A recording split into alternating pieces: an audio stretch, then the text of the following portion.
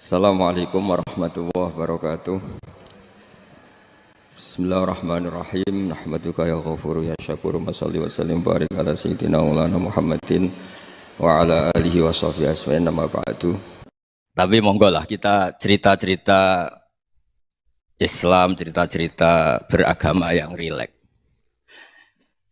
Kita semua tadi seperti yang dikatakan Kadensus pernah diswani Mas Sufyan Sauri, juga beliau pernah ngaji. Sebetulnya dalam banyak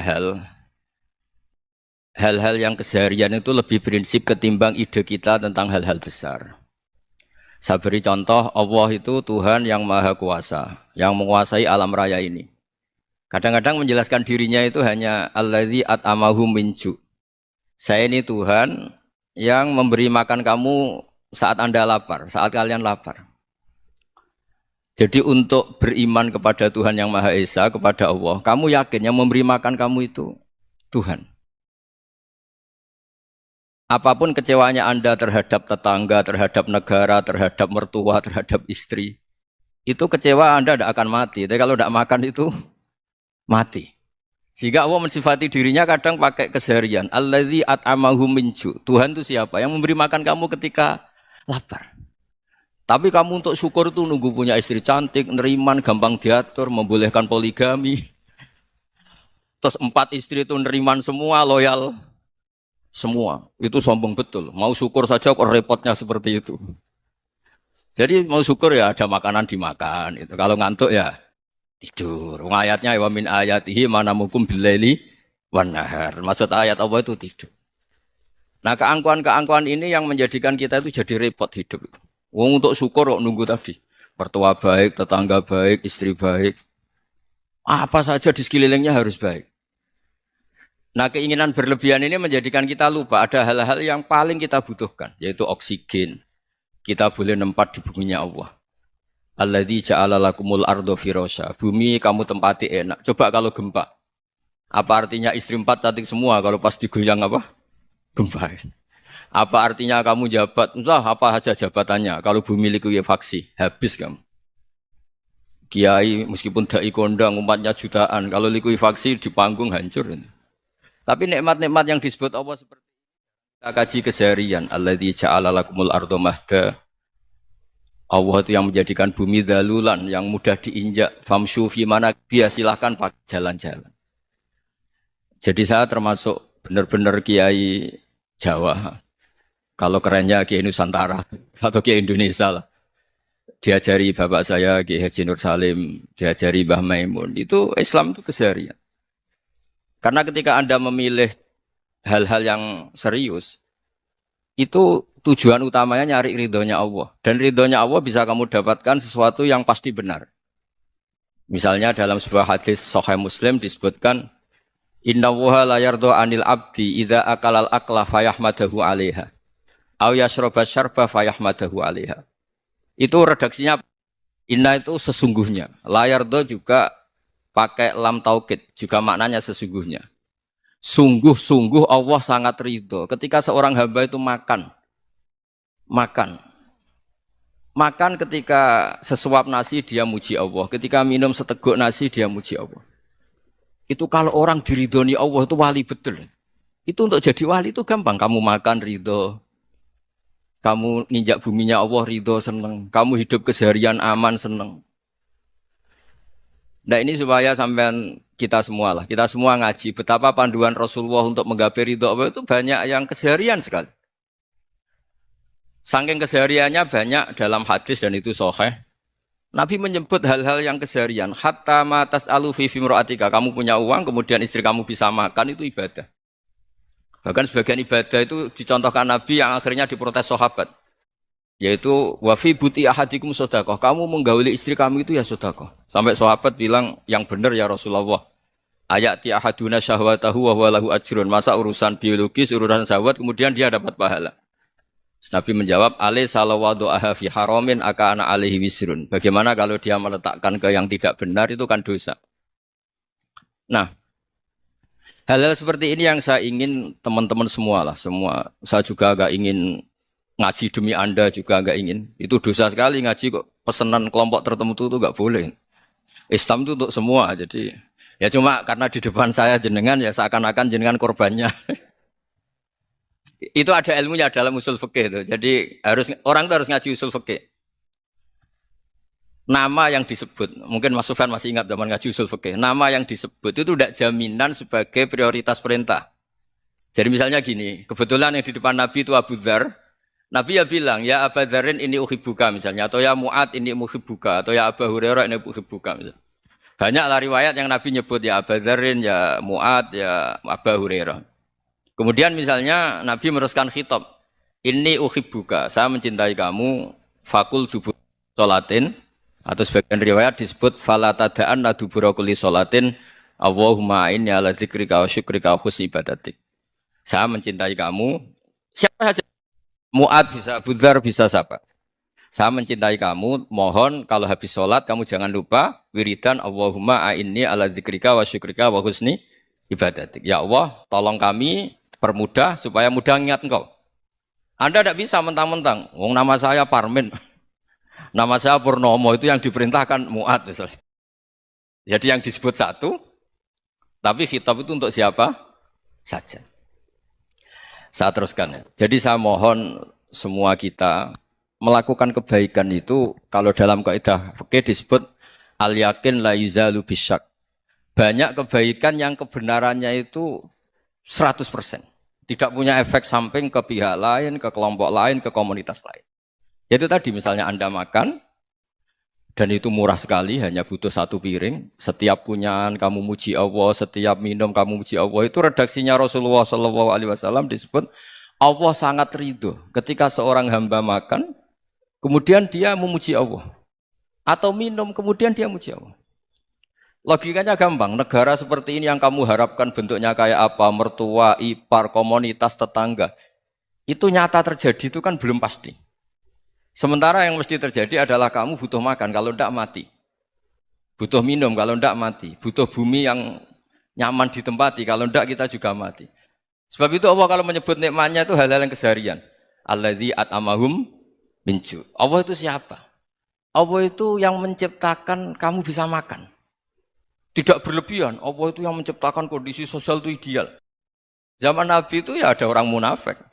Orang-orang pilihan Allah itu juga diuji orang sekelilingnya yang macam-macam. Semua diuji sesuai konteks zaman dan waktu. Nah, tapi ada ibadah-ibadah yang selalu disarankan Nabi. Sampai Nabi itu pernah ditanya, ayul Islam ya khairun ya Rasulullah, Islam terbaik itu gimana? Jawaban Nabi itu unik. It'amut to'am. Islam terbaik itu ya makan-makan, santai-santai. Ketika Allah menyebut beberapa kebaikan, falak tahamal aqobah, wa ma adrokan apa? Mal aqobah. Terusannya apa? Fakku rokobah. Terusannya apa? Au it'amun fiyaumin di masubah. Ya, atau acara makan-makan itu juga Islam. Kenapa? Ya bayangkan kalau tidak ada makanan, kita mati kan? Kondisi sosial tidak ideal itu Anda masih gak apa-apa. Tapi kalau Anda tidak makan, Anda tidak minum, kamu punya istri cerewet masih bisa hidup, punya mertua cerewet masih bisa hidup. Tapi kalau tidak makan bisa mati. Berarti penting mana istri sama makan? Penting mana? Makan. Semoga istri Anda dengar, nanti kamu disuruh makan tapi pulang deh. Itu kalau dibahasakan makan masih memahami. Penting mana nasi satu piring dengan istri. Enggak ada nasi mati, enggak ada istri belum mati. Penting mana?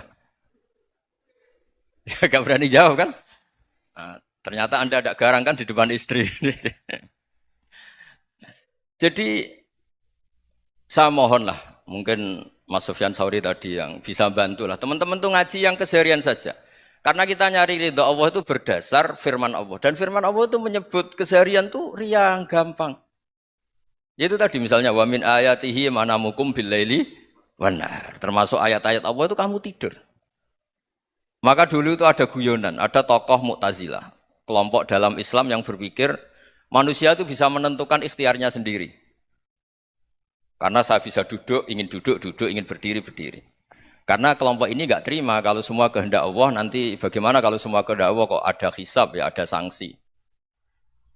Lucunya itu, dia akhirnya, ini cerita ya, mencintai seorang perempuan, cantik sekali. Dan itu dia menjadi ahli sunnah itu oleh hal-hal yang sepele. Karena istrinya cantik, Ya namanya suami istri itu hubungan intim. Terus ditanya, Mas, masih ingin lagi? Masih. Silahkan diulang lagi. Wah ya tidak bisa. Katanya manusia bisa menentukan yang diinginkan. Itu tobat itu. Itu nggak bisa ditobatkan Mas Sufyan Ats-Tsauri. Orang cantik yang mudah nobatkan orang itu orang cantik. Segampang itu. Akhirnya kita tahu. Makanya kalau dalam kitab Hikam itu disebut al-akil mayakul madza yaf'alu wa hubi wal ghafil mayakul madza af'al. Orang yang punya akal karena sadar ini wilayah Allah, semua milik Tuhan. Itu dia tiap hari berpikir, besok Allah akan melakukan apa terhadap dunia ini. Kamu merencanakan suatu mau plesir ternyata gempa. Mau wisata ke Rusia ternyata perang. Kamu tidak pernah tahu apa yang akan terjadi besok. Wa ma tadri nafsum madza taksibu ghadan. Tapi Anda semua kita ini sering punya jadwal permanen. Makanya saya kalau diundang siapa saja, sana takdir. Yang jelas Gus ini acara penting. Ya masih acara penting nak pangeran ngersakno apa piye? Kok ape dadi pangeran? Kamu kok mau jadi Tuhan? Itu kadang ya kiai. Penting Gus acara ini jenengan harus memastikan bisa. Loh kamu itu yang ngajarin tauhid, sesuatu itu biadillah kok bilang-bilang apa pas? Pasti. Kalau maksa terus tak tobatkan dong kamu kata saya itu. Ya kalau gitu Gus bilang insya Allah. Wah itu hati saya, fisik saya, roh saya sudah bilang insya Allah. Tidak usah kamu latih kata saya. Nah hal-hal tauhid keseharian itu gampang sebetulnya. Wal ghafil yaqulu madza af'al. Tapi orang yang lupa Allah dia setiap hari bilang besok apa? Kita bisa melakukan apa? Seakan-akan dia itu aktor, dia penting, dia subjek permanen, dia. Padahal kita ini hanya objek kehendak Allah Subhanahu wa taala.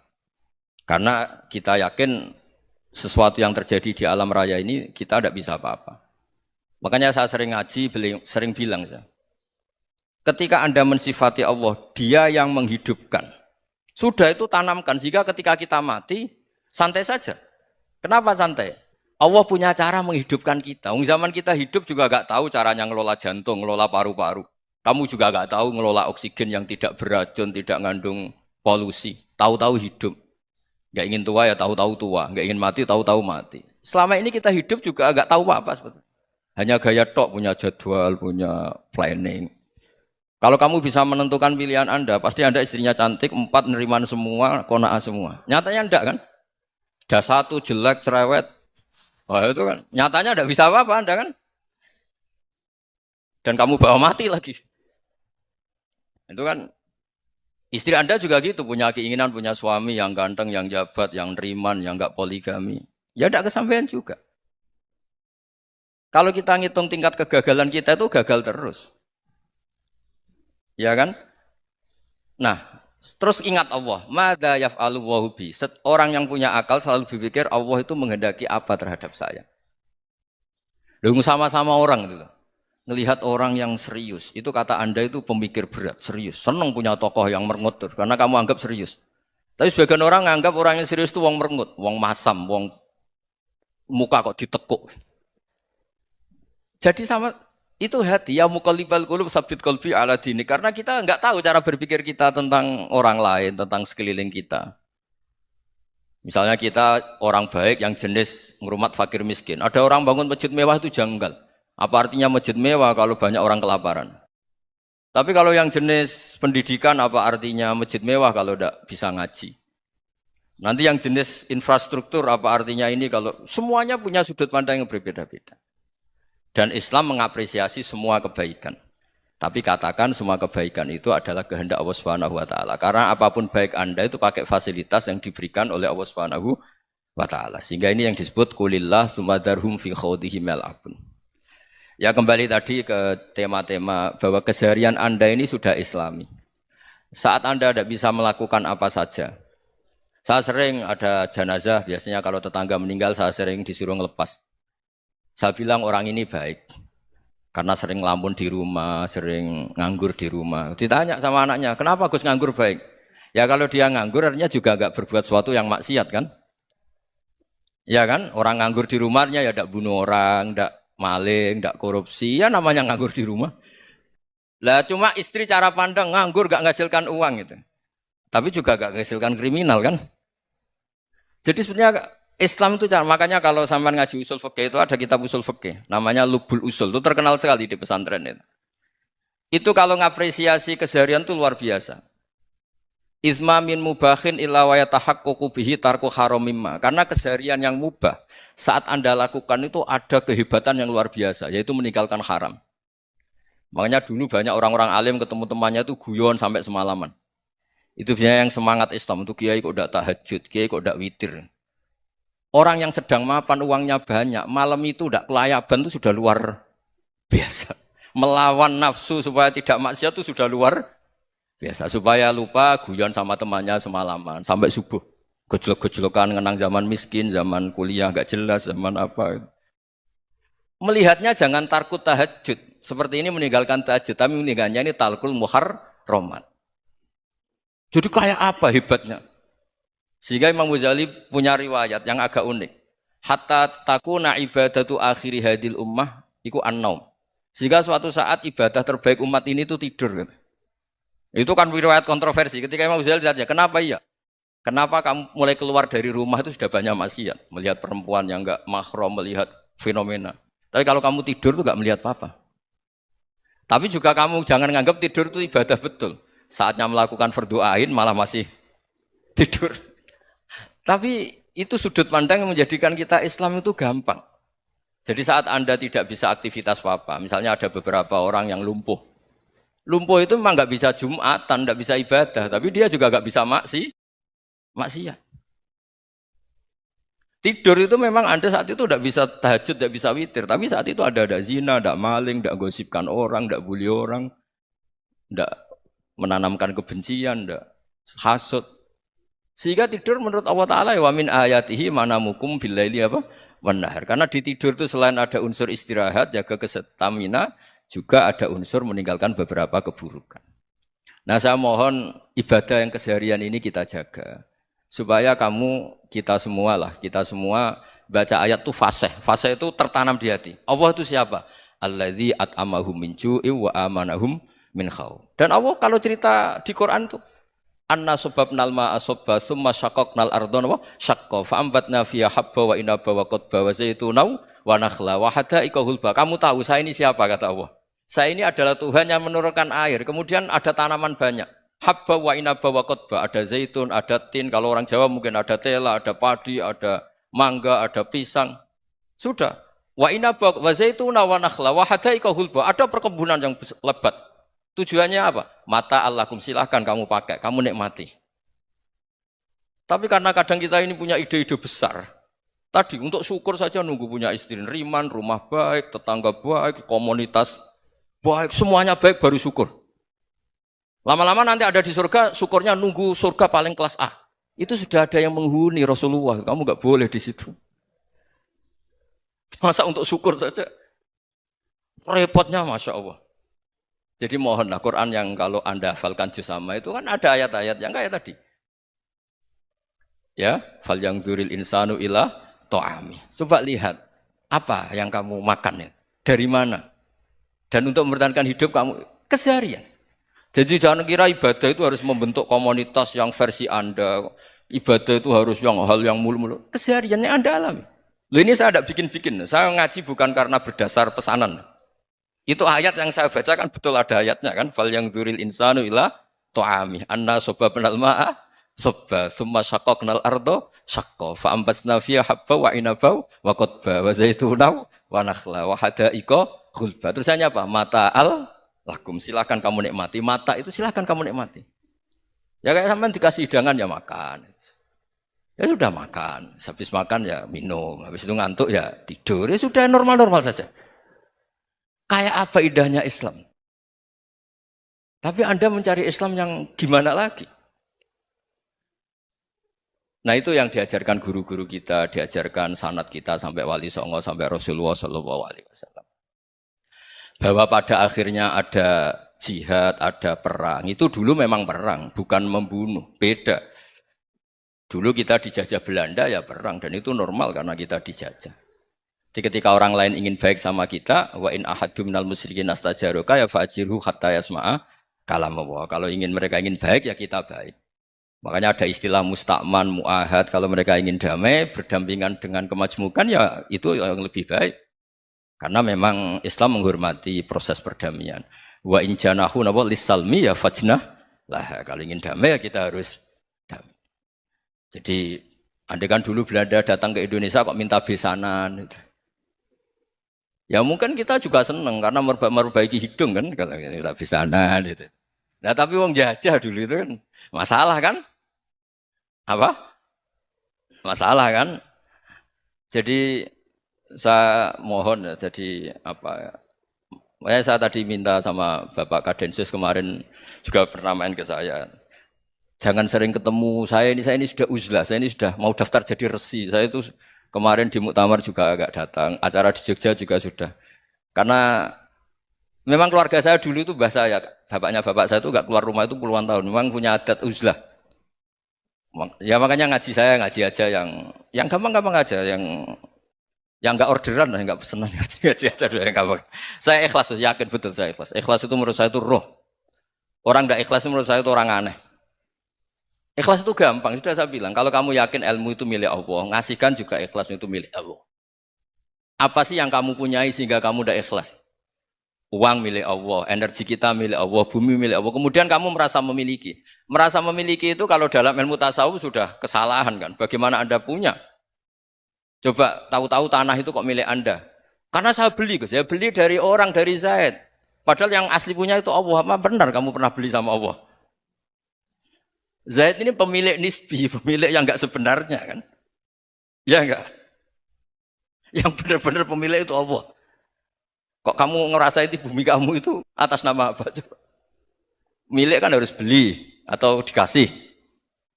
Enggak semua kan?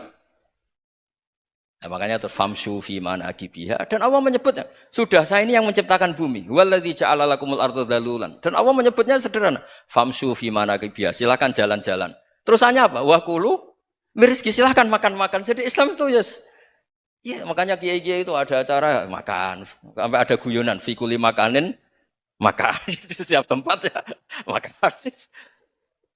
Nggih ngoten guys, pokoknya sing gampang-gampang mawon nggih. Nggih Mas Sufyan nggih sing gampang-gampang mawon nggih. Assalamualaikum warahmatullahi wabarakatuh. Perasaan saya juga seluruh ulama di dunia. Saya ulang lagi, perasaan saya juga seluruh ulama di dunia. Bahwa Islam masuk itu macam-macam sebabnya. Dulu kita tahu, kita sebagai warga Indonesia, Islam masuk itu ya dibawa orang yang agak kedonyan, ya kayak jenengan lah kira-kira gitu. Ya kayak mbak-mbak ini, ya agak-agak mata duitan gitu. Karena kita tahu rata-rata ahli sejarah mengatakan Islam di Indonesia dibawa kiai apa pedagang. Pedagang tuh nyari uang apa nyari dakwah kira. Ya semoga Anda mirip-mirip seperti itu. Ya jadi nyari uang karena ada nurani Islam sehingga tetap saja membawa Islam. Saya tidak tahu Islam Anda ala apa, tidak tahu. Pokoknya mau ngaji ya berarti Islam ala ahli sunnah apa? Wal jamaah. Jadi ini penting saya utarakan bahwa Islam itu agama yang mudah difahami. Sehingga dibawa pedagang saja ya kasil. Gitu. Dibawa orang yang kedonyan gak jenengan juga kasil. Gitu. Dibawa orang baik ya kasil, dibawa orang broken juga kasil. Ini penting saya utarakan karena saya ngaji di mana-mana bilang ciri utama kebenaran absolut adalah kebenaran yang bahkan orang gak benar saja bisa bawa. Tapi bukan berarti saya dukung Anda tidak benar, kan sudah tidak benar dulu sebelum kenal saya. Tapi nggak apa-apa, nggak benarnya umat Islam insya Allah dimaafkan sama Allah Subhanahu Ta'ala. Ya asal tobat maksudnya. Nggak, ini saya beri satu konstruksi pikiran yang saya sering utarakan di ngaji saya. Sampai sekarang saya coba saya tes ini kan di kampus ya, di apa bacanya ini Kim University yang global leader apa in the world itu. Ini keren lah. Jadi acara ilmiah kita ditakdir di gedung apa? Kampus, gedung universitas di begini. Kalau 1 ditambah 1 2 itu namanya hakikat. Ciri utama hakikat adalah siapapun akan menerima. Saya sekarang tanya sama Anda, kira-kira 1 tambah 1 2 itu musuh Anda pun mengatakan 2 apa tidak? Ya. Pekerja Korea ya bilang 2, rektor Al-Azhar juga bilang 2. Kamu yang sekarang sedang mungkin sebagian broken sama istri juga bilang 2. Istri kamu yang mangkal sama kamu juga bilang dua.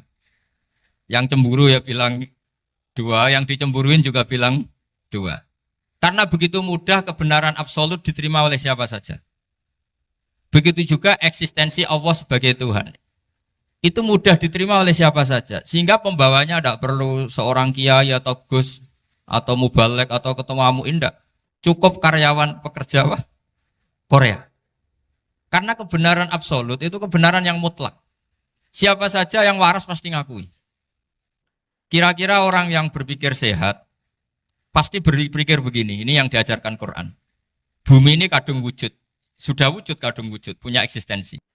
Mungkin nggak sesuatu yang wujud, kemudian disebabkan oleh sesuatu yang nihilisme, yang tidak ada. Mungkin enggak? Enggak mungkin. Yang namanya penyebab itu harus sesuatu yang wujud. Di mana-mana penyebab itu harus punya eksistensi. Karena langit dan bumi ini kadung wujud, pasti penyebabnya adalah wujud. Karena wujud penyebab harus bersifat super. Lah bersifat super ini oleh ulama dikatakan wajibil wujud. Itu akal siapa saja akan terima. Cuma kemudian setelah terima itu orang macam-macam cara berpikir. Mungkin orang Jawa dulu bilang itu Sahyang Widi. Kalau orang sini mungkin bilang apa itu? Dewa atau apa ya? Enggak tahu saya itu. Karena itu yang teman sampean, enggak teman saya itu. Tapi yang jelas begini, ini konstruksi ini harus kita jaga. Nanti saya bacakan teks hadisnya. Kebenaran sejati ciri utamanya adalah ada absolutisme, ada kebenaran mutlak. Ciri utama kebenaran mutlak adalah diakui bahkan oleh siapa saja, termasuk oleh orang fasik. Orang fasik itu orang nggak benar. Misalnya ada imam masjid besar Istiqlal, ditanya 1 tambah 1 bilang apa? 2. Nanti kira-kira yang lonte juga bilang apa? 2. KPK juga bilang koruptornya yang ditangkap 2. Nah, eksistensi Allah sebagai Tuhan ini kebenaran yang absolut.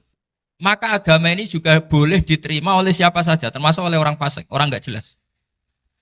Ini penting saya utarakan karena sekarang marak kelompok yang mengatakan orang Islam kalau zina menjadi tidak muslim, orang Islam kalau korupsi menjadi tidak muslim. Salah sedikit tahlilan jadi kafir, percaya wasilah jadi itu tidak benar seperti itu. Karena kebenaran eksistensi itu kebenaran yang nggak bisa diganggu gugat. Seperti Anda ini kan warga Indonesia. KPK ya warga Indonesia, koruptornya juga warga. Apa setelah dia korupsi lalu tidak warga Indonesia? Tetap warga. Orang yang meyakini kalimat tauhid setelah dia salah, apa terus tidak tauhid? Kan tetap ya. Maka dia tetap Islam. Ini penting saya utarakan. Kalau seorang warga Indonesia yang koruptor, yang macam-macam saja tetap warga Indonesia, padahal banyak kesalahan. Karena status warga Indonesia adalah status yang permanen. Begitu juga status Muslim adalah permanen bagi siapa saja yang melafadzkan La ilaha illallah Muhammadur Rasulullah. Kita tidak bisa mengkafir-kafir mereka. Itu juga yang sering dipesankan dan jadi ciri khas ulama ahli sunnah wal jamaah, tidak mengkafirkan orang Islam meskipun melakukan dosa besar. Soal dia salah nanti masuk neraka ya silakan saja, saya ada ikut, paham ya? Sampai bisa mencoba. Tapi tetap saja dia muslim. Analoginya tadi. Analoginya gampang sekali tadi. Orang Indonesia yang salah itu tidak akan merubah statusnya sebagai warga Indonesia. Karena ya memang dia berstatus warga Indonesia. Orang Islam yang sudah melafadzkan syahadat maka menjadi muslim. Saya di mana-mana berkampanye, berfatwa.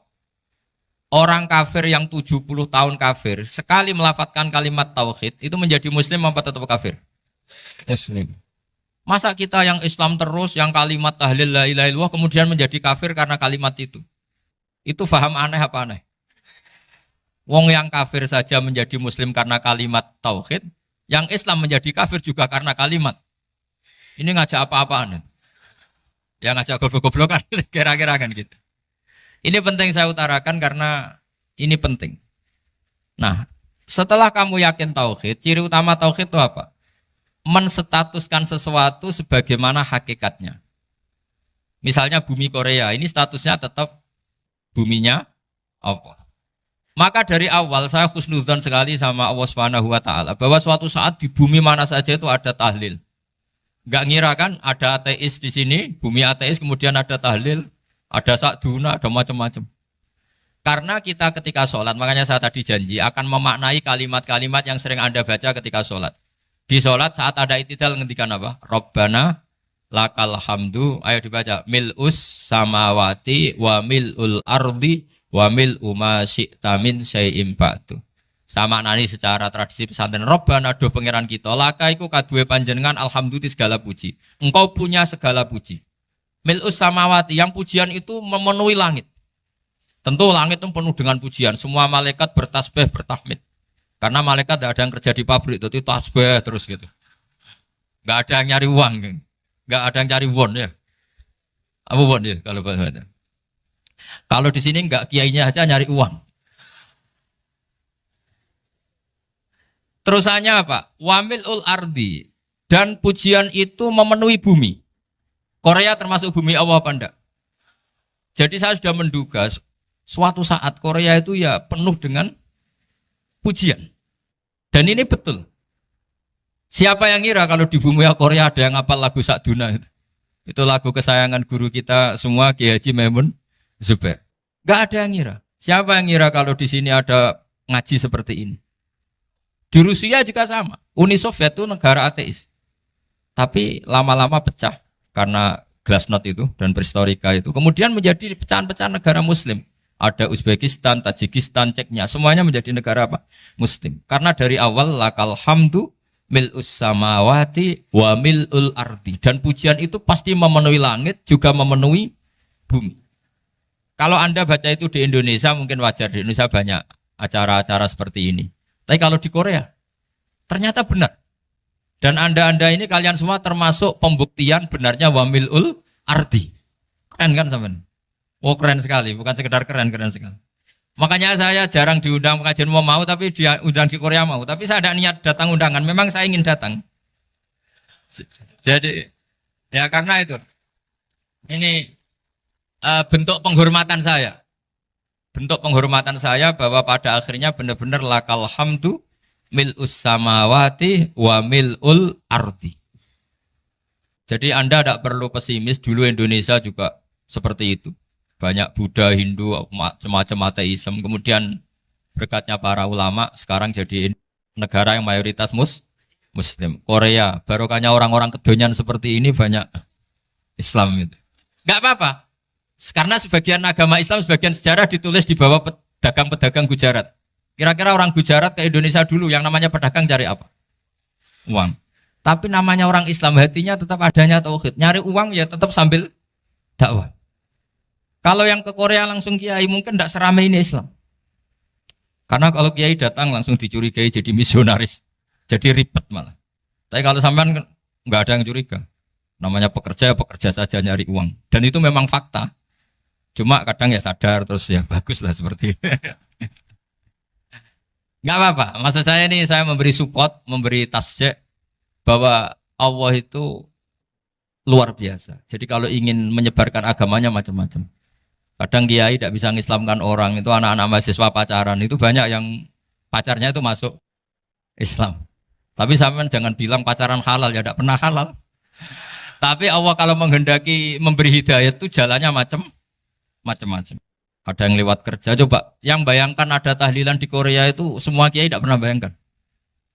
Tapi setelah banyak pekerja di sini, kemudian mereka insaf atau sedang insaf, tidak tahu ini. Sampai kapan insafnya juga tidak tahu. Tapi yang jelas ini hebat. Ini apa? Hebat. Tahu-tahu ya seperti ini. Makanya iman saja Rabbana lakal hamdu mil'us samawati wa mil'ul ardi. Masih ditambahi wa mil'u ma syi'ta min syai'im ba'du. Karena Allah itu zat yang tidak terperikan, zat yang tidak terbatasi. Maka pujian di langit dan bumi ini masih kurang. Masih ada apa saja yang nanti akan dipenuhi oleh pujian kepada Allah Subhanahu wa ta'ala. Wa mil'u ma syi'ta min syai'im ba'du. Dan pujian kepada Engkau ya Allah akan memenuhi semua ruangan yang Engkau kehendaki. Mungkin suatu saat negara-negara yang sekarang yang paling minim Islam itu di Amerika Selatan. Kayak di Argentina dan sebagainya. Itu nanti suatu saat nanti suatu saat juga penuh dengan pujian karena tetap Rabbana lakal hamdu mil'us samawati wa mil'ul ardi wa mil'u ma syi'ta min syai'in ba'd. Saya di Jogja setiap akhir ngaji saya ajarin wiridan. Mungkin wiridan ini tidak asing bagi jenengan karena sering saya baca subhanallah wa bihamdihi adada khalqihi wa ridha nafsihi wa zinata arsyihi wa midada kalimat. Bahwa kita memuji Allah itu adada khalqi sesuai jumlah makhluk Allah. Semua makhluk Allah meskipun kelihatannya mengecewakan, ini semuanya memuji sama Allah Subhanahu wa taala. Meskipun kadang kita kecewa, kadang kita tidak cocok. Coba barokahnya Anda ini agak-agak kecewa gitu dengan Indonesia karena nggak menyediakan lapangan kerja untuk Anda. Tapi ya nggak kecewa-kecewa amat ya, agak-agak saja. Karena Anda tetap semua mencintai Indonesia. Gara-gara agak-agak kecewa cari negara lain. Akhirnya di Korea, ada yang di Jerman, ada di Inggris. Tapi bawaan pernah ngaji di musola, Islam ini ke bawah. Sehingga karena Islam ini ke bawah, tahu-tahu ada komunitas yang memikirkan Islam. Umumnya orang mikir Islam itu ya bikin masjid. Kalau di Korea unik nyewa apa? Nyewa gedung untuk masjid. Itu kalau diceritakan di Indonesia aneh. Ini masjid sewaan. Masjid. Tapi kalau di sini lazim karena kalau beli mahal ya cukup sewa. Saya tidak tahu kalau dalam terminologi agama tempat Anda sujud ini nanti jadi saksi di akhirat. Itu yang permanen apa yang sewaan tidak tahu. Jadi nanti bumi ini tanya, ya saya ya Allah pernah dipakai sujud, tapi setelah 1 tahun nggak kuat menambah lagi. Makanya saya dukung tadi yang ada gerakan masjid apa. Sebenarnya permanen nggak permanen ya tetap bagus, ada usah memaksakan. Yang jelas saya sudah ikut nyumbang lelang tadi, dan saya berharap uang itu benar-benar untuk masjid. Kalau untuk takmirnya juga nggak apa-apa, yang penting untuk menghidupi masjid. Saya juga termasuk kiai yang nggak suka kalau hukum itu terlalu fanatik. Misalnya uang ini untuk masjid, kemudian imamnya diterlantarkan. Karena alasannya ini untuk masjid. Imam kan tidak masjid. Nah ini kalau imamnya nggak diservis, kemudian mutung terus pulang ke Indonesia. Ini jadi masalah. Tapi saya juga nggak suka kalau ada negara gitu. Betul-betul saya tidak suka. Yang imamnya itu terlalu diservis. Ini buruk sekali kan. Pernah ada anekdot, ini anekdot tapi nyata. Ada negara yang sangat sehat, Islamnya sangat sehat. Itu imamnya 1 bulan tuh digaji 70 juta. Kira-kira 70 juta dibagi 1 hari berapa? 5 sholat ya? 5 kali 30 berapa? Kira-kira saja. 150. Berarti per sholat dapat berapa ya? Kira-kira. Kan biasa potong gaji kalau... berapa kira-kira? Singkat cerita, si kiai dari luar negeri tadi cerita apa Indonesia? Kiainya miskin-miskin, datang ke masjid kan kadang pakai ontel, adzan sendiri, qomat sendiri, sholat sendiri kadang. Itu nasib orang-orang Sragen dan Salatiga sebagian. Itu yang lapor karena mereka itu. Kalau Rembang insya Allah enggak. Tapi ada semuanya Salatiga, sebagian begitu. Itu yang cerita kiainya, bukan hoax. Memang kiainya cerita. Nasib kiai di Salatiga Gus katanya. Itu digojlok, tapi tetap sholat. Sehingga cerita orang tadi cerita, imamnya di sana naiknya Mercy, muadzinnya pakai BMW. Itu tetangga sebelah Indonesia banyak yang fasilitas imam seperti itu. Karena gajinya sampai 70 juta. Setelah dia cerita bangga karena negaranya mengapresiasi imam sholat, sama kayak Indonesia dia omongin gini, makanya kamu sholat terus, takut potong gaji ya. Gitu. Itu kagetnya bukan main dia. Dikira itu satu sifat kelebihan negaranya, ternyata buruk sekali karena imam sholat karena takut potongan gaji. Akhirnya ke Indonesia bangga, alhamdulillah kita sholat tanpa gaji. Dan tetap sholat. Keren mana yang digaji sama Anda?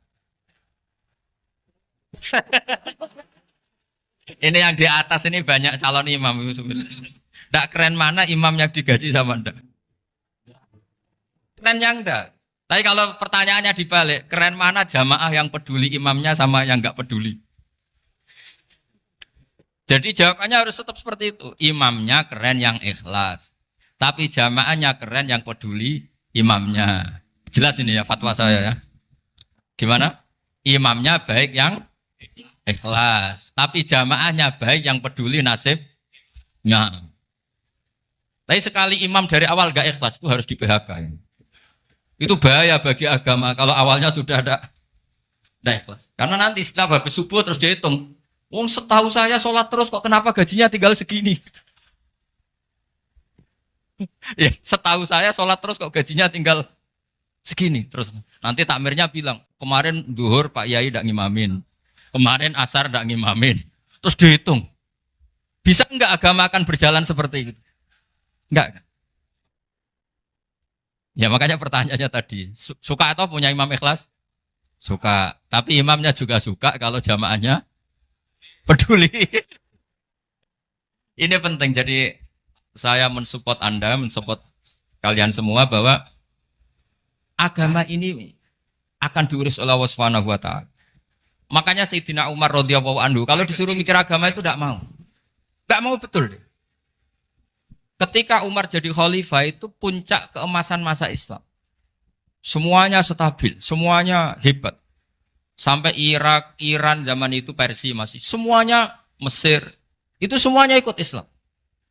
Ketika Islam pada puncaknya, yang dikhawatirkan oleh masyarakat adalah begini. Lalu setelah Umar itu bagaimana? Islam setelah dipimpin orang yang tangguh, yang kuat, yang waroi, yang zuhud. Lalu setelah Umar itu gimana? Tapi Umar disuruh mikir gak mau. Sampai setiap Abdullah bin Umar jalan-jalan di kampung-kampung itu abahnya dianggap pecundang. Tahu sampean pecundang? Orang yang gak tanggung jawab. Karena orang-orang bilang gini, ya Abdullah bin Umar, bagaimana pendapat Anda kalau ada penggembala kambing di tengah hutan atau di tengah padang rumput, kemudian dia ninggal gelanggang kambingnya. Kamu anggap penggembala ini gimana? Oh itu penggembala yang dolim itu. Pasti kalau kambing ditinggal ya kacau. Apalagi ini umatur Rasulullah Shallallahu Alaihi Wasallam. Ini abah kamu tidak pernah wasiat, tidak pernah ngatur suksesi. Lalu Islam setelah dia bagaimana? Suruh dia ngomong penggantinya siapa? Karena beliau sudah sepuh harus ada suksesi. Akhirnya Abdullah bin Umar lapor ke Umar. Ini gimana abah orang mengkomplain begini. Apa kata Umar? Agama itu beda dengan kambing katanya. Agama itu milik Allah Subhanahu. Mbok saya pikir, tidak saya pikir tetap jalan. Nah ini terbukti. Jangan ulama ya ndak, mufti ya ndak, tapi bisa menjalankan agama. Kalau agama sampean pikir malah rusak. Sudah pokoknya lakukan saja, tidak usah dipikir. Akhirnya betul. Karena agama ini milik Allah. Soal kita serius memikirkannya itu karena khidmah. Karena kita ingin berbakti pada agama. Tapi Anda tidak boleh berpikir kalau agama ini butuh pemikiran Anda. Beda loh ya. Kita khidmah agama serius karena kita ingin mengkhidmai agama. Tapi agama ini tidak pernah butuh kita. Karena agama ini akan diurus oleh Allah Subhanahu. Coba pas sampean kecil, orang jilbaban di Indonesia itu banyak apa banyak sekarang? Banyak sekarang. Kiainya mutu orang dulu apa mutu orang sekarang? Tapi perkembangan Islam itu ramai sekarang apa ramai dulu? Ramai sekarang. Islam menyebar di seluruh dunia itu zaman Wali Songo, zaman sampean keren mana? Keren sekarang. Kualitas solehnya sampean sama Wali Songo? Wali Songo. Ini betul. Karena agama ini diurus oleh Allah Subhanahu wa taala. Maka kata Sayyidina Umar, agama ini innallaha ta'ala yahfadzu dinah. Innallaha ta'ala la yudhi'u khilafatahu waladina. Allah itu tidak akan menyia-nyiakan agamanya. Ini terbukti. Agama ini pernah dipimpin orang terbaik di dunia, yaitu Rasulullah Shallallahu Alaihi Wasallam. Ketika beliau intakola ila rofiqil ala, ketika beliau pindah ke alam sana, diteruskan oleh sahabat yang tentu jauh di bawah Rasulullah. Diteruskan tabiin, diteruskan para wali songo, diteruskan sayang sampean yang jauh di bawah wali songo. Sejauh-jauhnya. Tapi agama jalan sampai Korea. Agama jalan sampai apa? Dulu Wali Songo itu hanya sampai Mojokerto, sampai Tulungagung. Di bawah sampean, Kelayaban sampai mana ini? Korea. Coba kalau Allah tidak ngurus, nggak bisa. Yang gerakkan hatinya sampean peduli sama masjid siapa? Allah Subhanahu wa taala. Yang menggerakkan hati sampean peduli sama agama siapa? Tapi yang menggerakkan sampean ke Korea apa? Uang kan?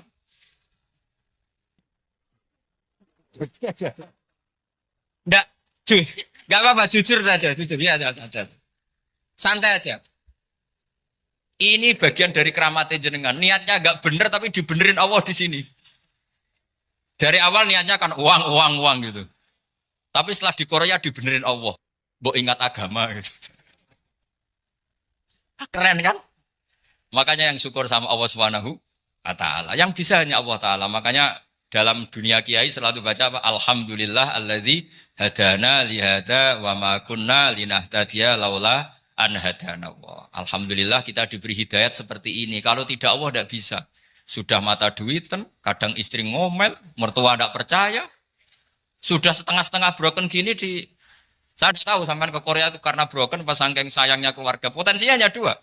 Dibela-belain kerja demi keluarga atau agak broken maka ke sini. Tapi apapun potensi itu tetap baik. Itu takdir sudah, itu takdir tidak usah dibicarakan. Semua itu apa? Karena orang kalau sedang rukun ya tidak mau tukaran, kalau sedang tukaran ya tidak mau rukun. Itu sudah semuanya takdir. Kata bapak saya dulu kalau ada orang mau jualan tanah, Pak Yai tanah saya mau saya jual. Ini gimana padahal ini tanah warisan. Kata bapak, nak waya adol ya adol. Memang ini saatnya jual ya jual saja. Nanti kalau kaya saatnya beli ya beli saja. Karena kalau sudah saatnya jual mau beli ya nggak mungkin kan. Mau memang saatnya jual. Kalau sudah kaya kan nggak mungkin jual tanah. Saatnya beli. Maka semoga masalah di keluarga sampean ya masalah musiman. Maksudnya yang tukarannya ini musiman. Yang rukunnya permanen. Jangan tukarannya permanen, rukunnya musiman. Setelah melihat yang lebih cantik, katut babon. Nggak tahu saya nggak tahu. Nah ini semoga katut masjid ini bagian dari kafaroh sampean itu. Jadi kafaroh kesalahan-kesalahan di sampean. Ini penting saya utarakan karena agama itu beda. Agama ini diurus oleh Allah Subhanahu. Jadi kita mengerahkan pemikiran itu bukan karena kita akan menyelamatkan agama ini, tidak. Agama ini diselamatkan oleh Allah Subhanahu wa taala. Coba kayak apa Uni Soviet kuatnya itu. Mengkooptasi supaya orang semuanya ateis, semuanya komunis. Itu 100 tahun Uni Soviet begitu. Tapi orang-orang Uzbek, Ceknya, Tajikistan tetap mengajari anak-anaknya tauhid. Itu ada yang cerita itu sampai mengajarkan tauhid itu di bawah tanah, di basement. Tapi Allah menghendaki Rusia itu Uni Soviet jatuh. Ketika jatuh, negara-negara ini langsung menjadi negara Islam, yaitu Uzbek, Tajikistan, Ceknya. Mungkin nggak mereka langsung menjadi negara Islam, andai kan saat menjadi Uni Soviet benar-benar menjadi ateis. Nggak mungkin kan? Karena saat dikooptasi Uni Soviet, akidah mereka tetap tauhid. Cuma nggak berani muncul. Artinya apa? Uni Soviet nggak bisa menghabisi Islam. Kurang kerennya Uni Soviet zaman itu. Bisa nggak menghabisi Islam? Nggak bisa. Donald Trump dulu termasuk Islamfobia. Tapi setelah dia anti-Islam, malah orang Amerika demo supaya memperhatikan Islam. Nggak bisa. Makanya Korea pun nggak bisa menghabisi Islam. Kalau sampean menghabisi Islam sendiri bisa. Karena terus nggak mau sholat, nggak mau zakat itu sampai. Tapi sampean toh yang Islamnya habis, Islam tetap baik-baik saja. Makanya ini penting saya utarakan supaya kamu pede bahwa agama ini pernah dibawa orang yang pedagang. Ya soal ada sebagian pendakwah yang ikhlas ya banyak, tapi sejarah yang gampang kita lihat adalah Islam itu dibawa oleh apa? Pedagang Gujarat, pedagang India. Nggak apa-apa, sejarah itu meskipun sebagian menentang nggak apa-apa, tapi sejarah itu tetap ada. Pasti sebagiannya memang seperti itu. Dan itu tidak masalah. Saya ulang lagi, itu tidak masalah. Coba dulu pemain bola kalau di Inggris itu kalau mau sholat susahnya bukan main. Apalagi kalau mau puasa. Kalau di sini kerja puasa katanya mati lu kalau apa? Puasa. Kalau mau sholat katanya dicari mana ini berhalanya kok. Kata orang-orang ateis kan gitu, dicarikan patungnya. Kali ini sholat kok gak ada patungnya, ini gimana ini. Ya ngalamin gitu. Tapi Allah Maha Kuasa. Banyak investor mana itu Dubai atau Qatar yang tertarik investasi di dunia bola. Kayak Sulaiman Al-Fahim makanya beli Manchester City. Itu sekarang pelatihnya negara orang sholat gak berani. Bahkan di tengah stadion dibangunkan masjid. Kalau sampai daftar jadi muadzin bisa. Apa nyanyi Sakduna di sana juga bisa. Dulu Aljazair bencinya bukan main. Apa Perancis sama orang Islam itu bencinya bukan main. Barokahnya Zidane pemain bola dan juara dunia. Terus Zidane turunan Aljazair. Akhirnya orang Perancis itu mencintai Islam. Itu barokahnya sepak bola. Allah punya sekian cara untuk mengenalkan Islam. Di Perancis dikenalkan lewat pemain sepak bola. Nah di Korea ini yang agak unik dikenalkan lewat pecinta wong.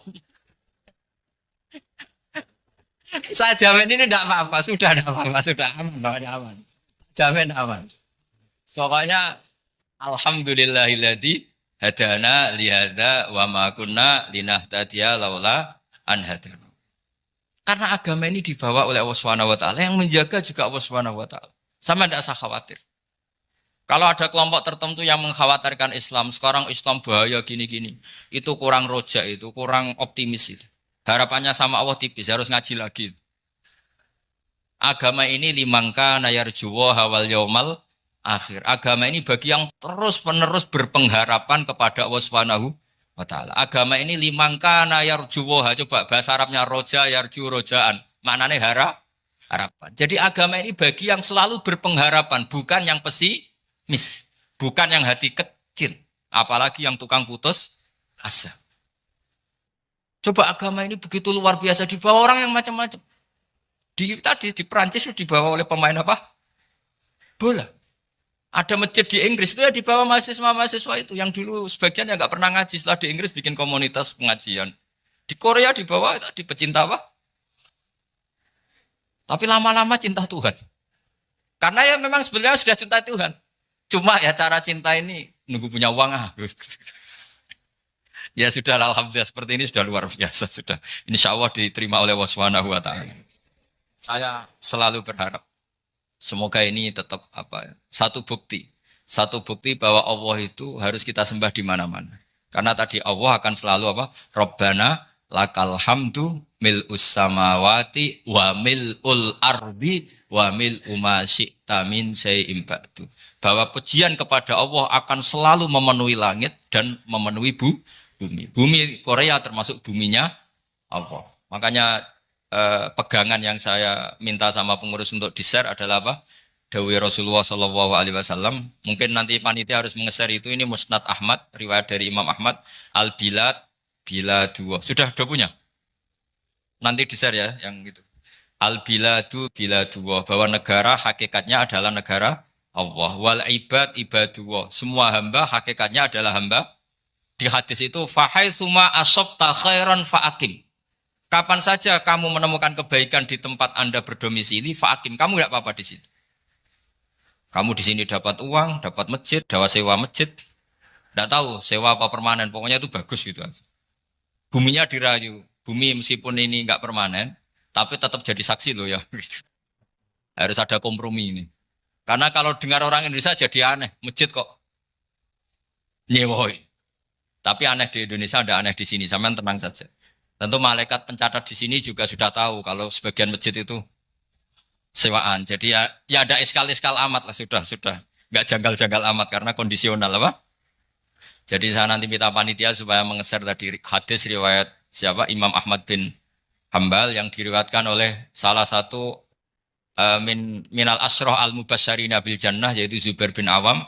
Nabi ngendikan al-biladu biladu wah, negara mana saja adalah negara Allah. Wal ibad ibadu wah, semua hamba adalah hambanya Allah. Fa haitsuma asabta khairan, di mana saja kamu mendapatkan kebaikan, fa'akim, kamu tidak apa-apa berdomisili di situ. Ya saya mohon ini penting sekali. Pokoknya saya mohon kalimat tauhid ini dijaga. Karena kalimat tauhid ini kata semua ulama kasajaratin thayyibatin asluha tsabitu wa far'uha fis-sama. Dan kalimat tauhid ini pasti tu'ti ukulaha kullahinim bi'izni rabbiha. Kalimat tauhid yang dibawa umat Islam seluruh dunia. Meskipun dia orang fasik, orang enggak benar, tetap tu'ti ukulaha kullahinim bi'izni rabbiha. Kalimat ini akan membawa berkah bagi orang yang dihinggapi atau didomisili umat Islam. Coba sebagian nanti orang Korea menjadi muslim itu karena di sini ada komunitas pekerja muslim kemudian menyisakan atharul Islam. Jejak-jejak Islam. Enggak apa-apa. Pasti kalimat ini tu'ti ukulaha kullahinim bi'izni rabbiha. Jadi kalimat tauhid adalah kalimat yang kata Allah tu'ti ukulaha kullahinim bi'izni rabbiha. Anda tidak usah khawatir. Bahwa apa yang Anda lakukan apapun kecilnya akan ditulis oleh Allah Subhanahu wa taala. Kata Allah wa naktubu ma qaddamu wa atharahum. Di mana di surat Yasin itu? Inna nahnu nuhyil mauta wa naktubu ma qaddamu wa atharahum. Saya bisa menghidupkan orang mati dan semua amal kalian saya tulis kata Allah. Wa atharahum, dan jejak-jejak yang pernah kalian lakukan juga ditulis. Tak terangno kowe nek ora paham kok nek mlebu swarga dadi paham. Dadi iki pilihane ku loro. Dadi nek kowe saiki ra paham kok ning swarga paham. Nek saiki paham kesuk ben bun neraka dadi ra paham. Dadi mun ra usah direncana mlebu napa? Neraka wae mlebu dhewe ra usah direncanakno ampun. Dados ngeten nggih, dados ahli swarga ya kurang penggawean, pancen salat wis ra wajib, wis ra ono pilpres, gak ono apa dadi kurang penggawean. Ahli swarga niku saking kurang penggaweane iku jagongan. Dadi misale kula Mustofa Ruhin jagongan. Piye enak ning swarga? Ya enak. Zaman ning donya piye? Terus cerita, saya itu punya teman ateis. Saya punya teman komunis yang ketika pertemanan dengan kita sering menghina kita karena kita ini percaya adanya hari kebangkitan.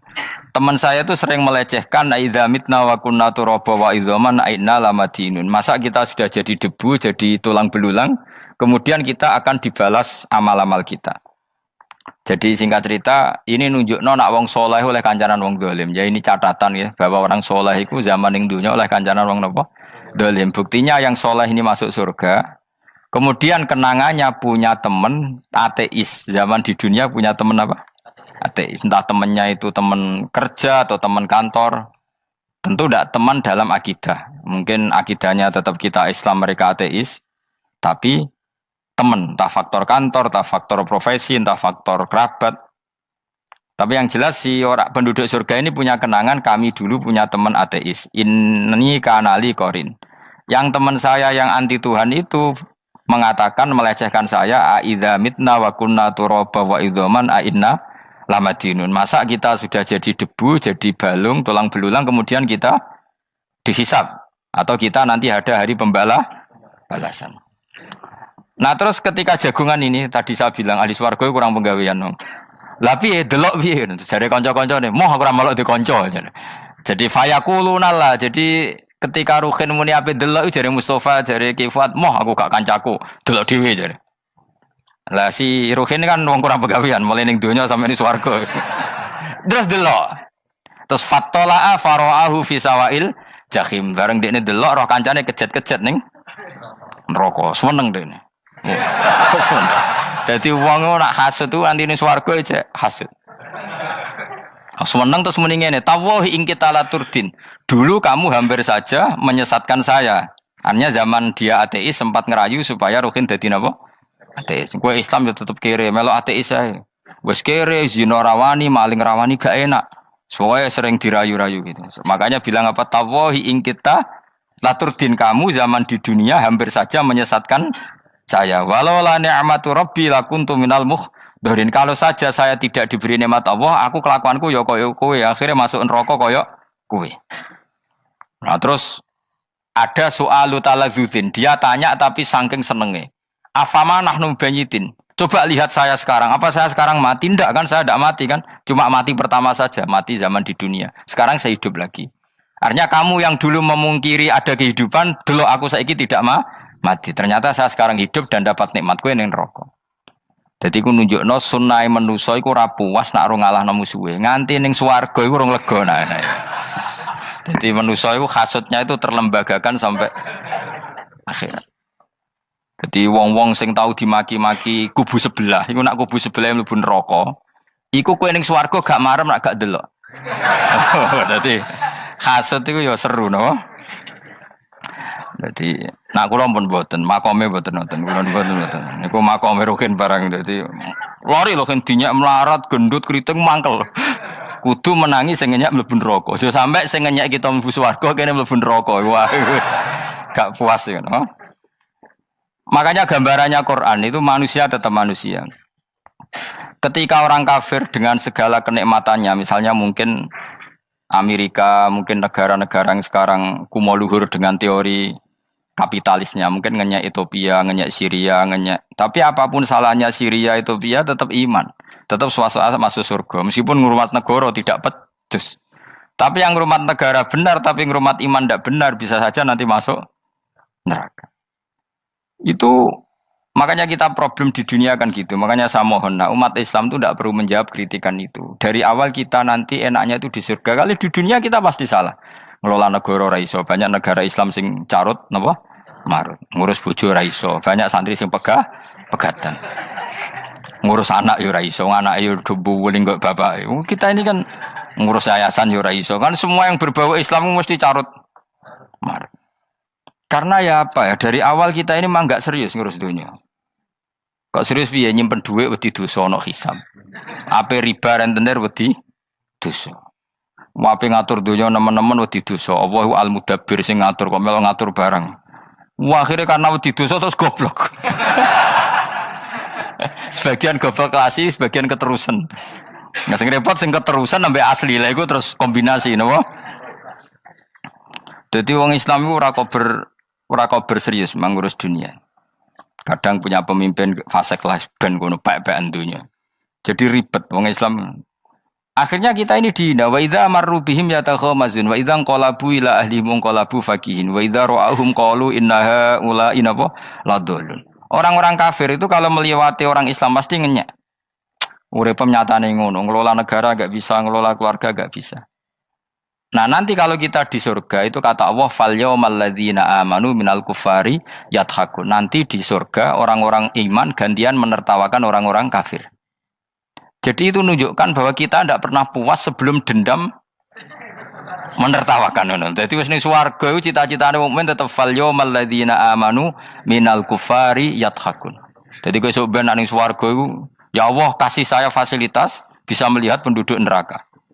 Terus dene ning teras-teras swarga dipertontonkan orang kafir alal araiki yang durun. Hal suwibal kufaru makanu ya falun. Delok saiki kowe mbek aku mulya ndi. Jadi dendam itu penting.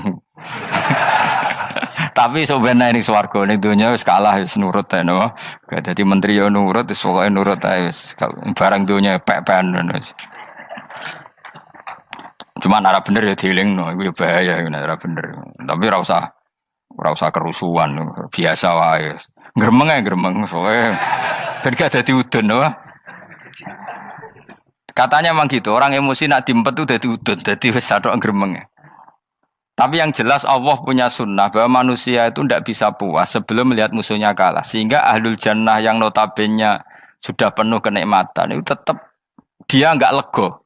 Enggak lego kalau enggak tahu nasib orang yang dulu menghina dia. Makanya ini peringatan bagi kita bahwa kita berteman orang tidak soleh di dunia itu boleh. Buktinya tadi ahli surga ketika jagungan cerita saya punya teman ateis yang selalu mencibir saya, katanya nanti nggak ada hari kebangkitan. Lalu teman ateis saya sekarang di mana?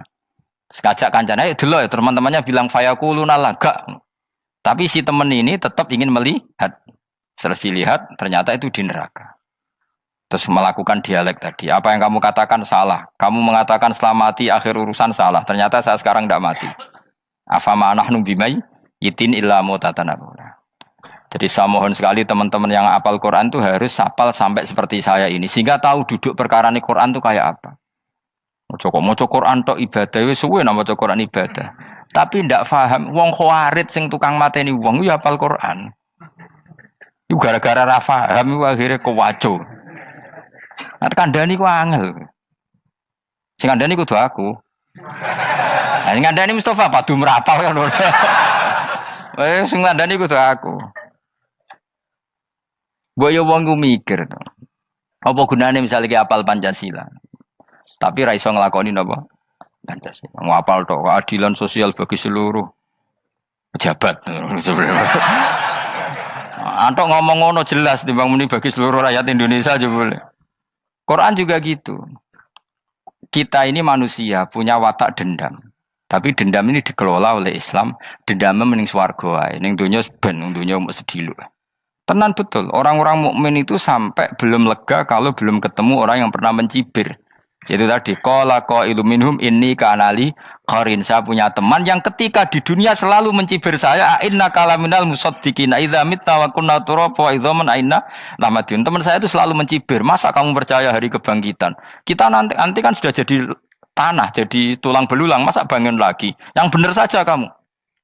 Nah, orang-orang yang mencibir ini kan sakit. Orang dicibir itu kan sakitnya itu terbawa sampai surga. Tapi nek mlebu neraka ora kok berdendam melane. Dadi dendam iku anane ning swarga, nek ning neraka ora kok berdendam. Dianjuti malaikat oleh dendam piye. Tapi bareng ning swarga happy-happy iku piye? Kancamu dhisik sapa wae. Ora kanca partai maksudnya kanca gitu. Ya dadi sok nang swarga musa-musamu delok. Jebule swargane sak dhuwurmu. Lane jogeman musa ya aku demen isin kowe sok ben. De musuh jebule swargane.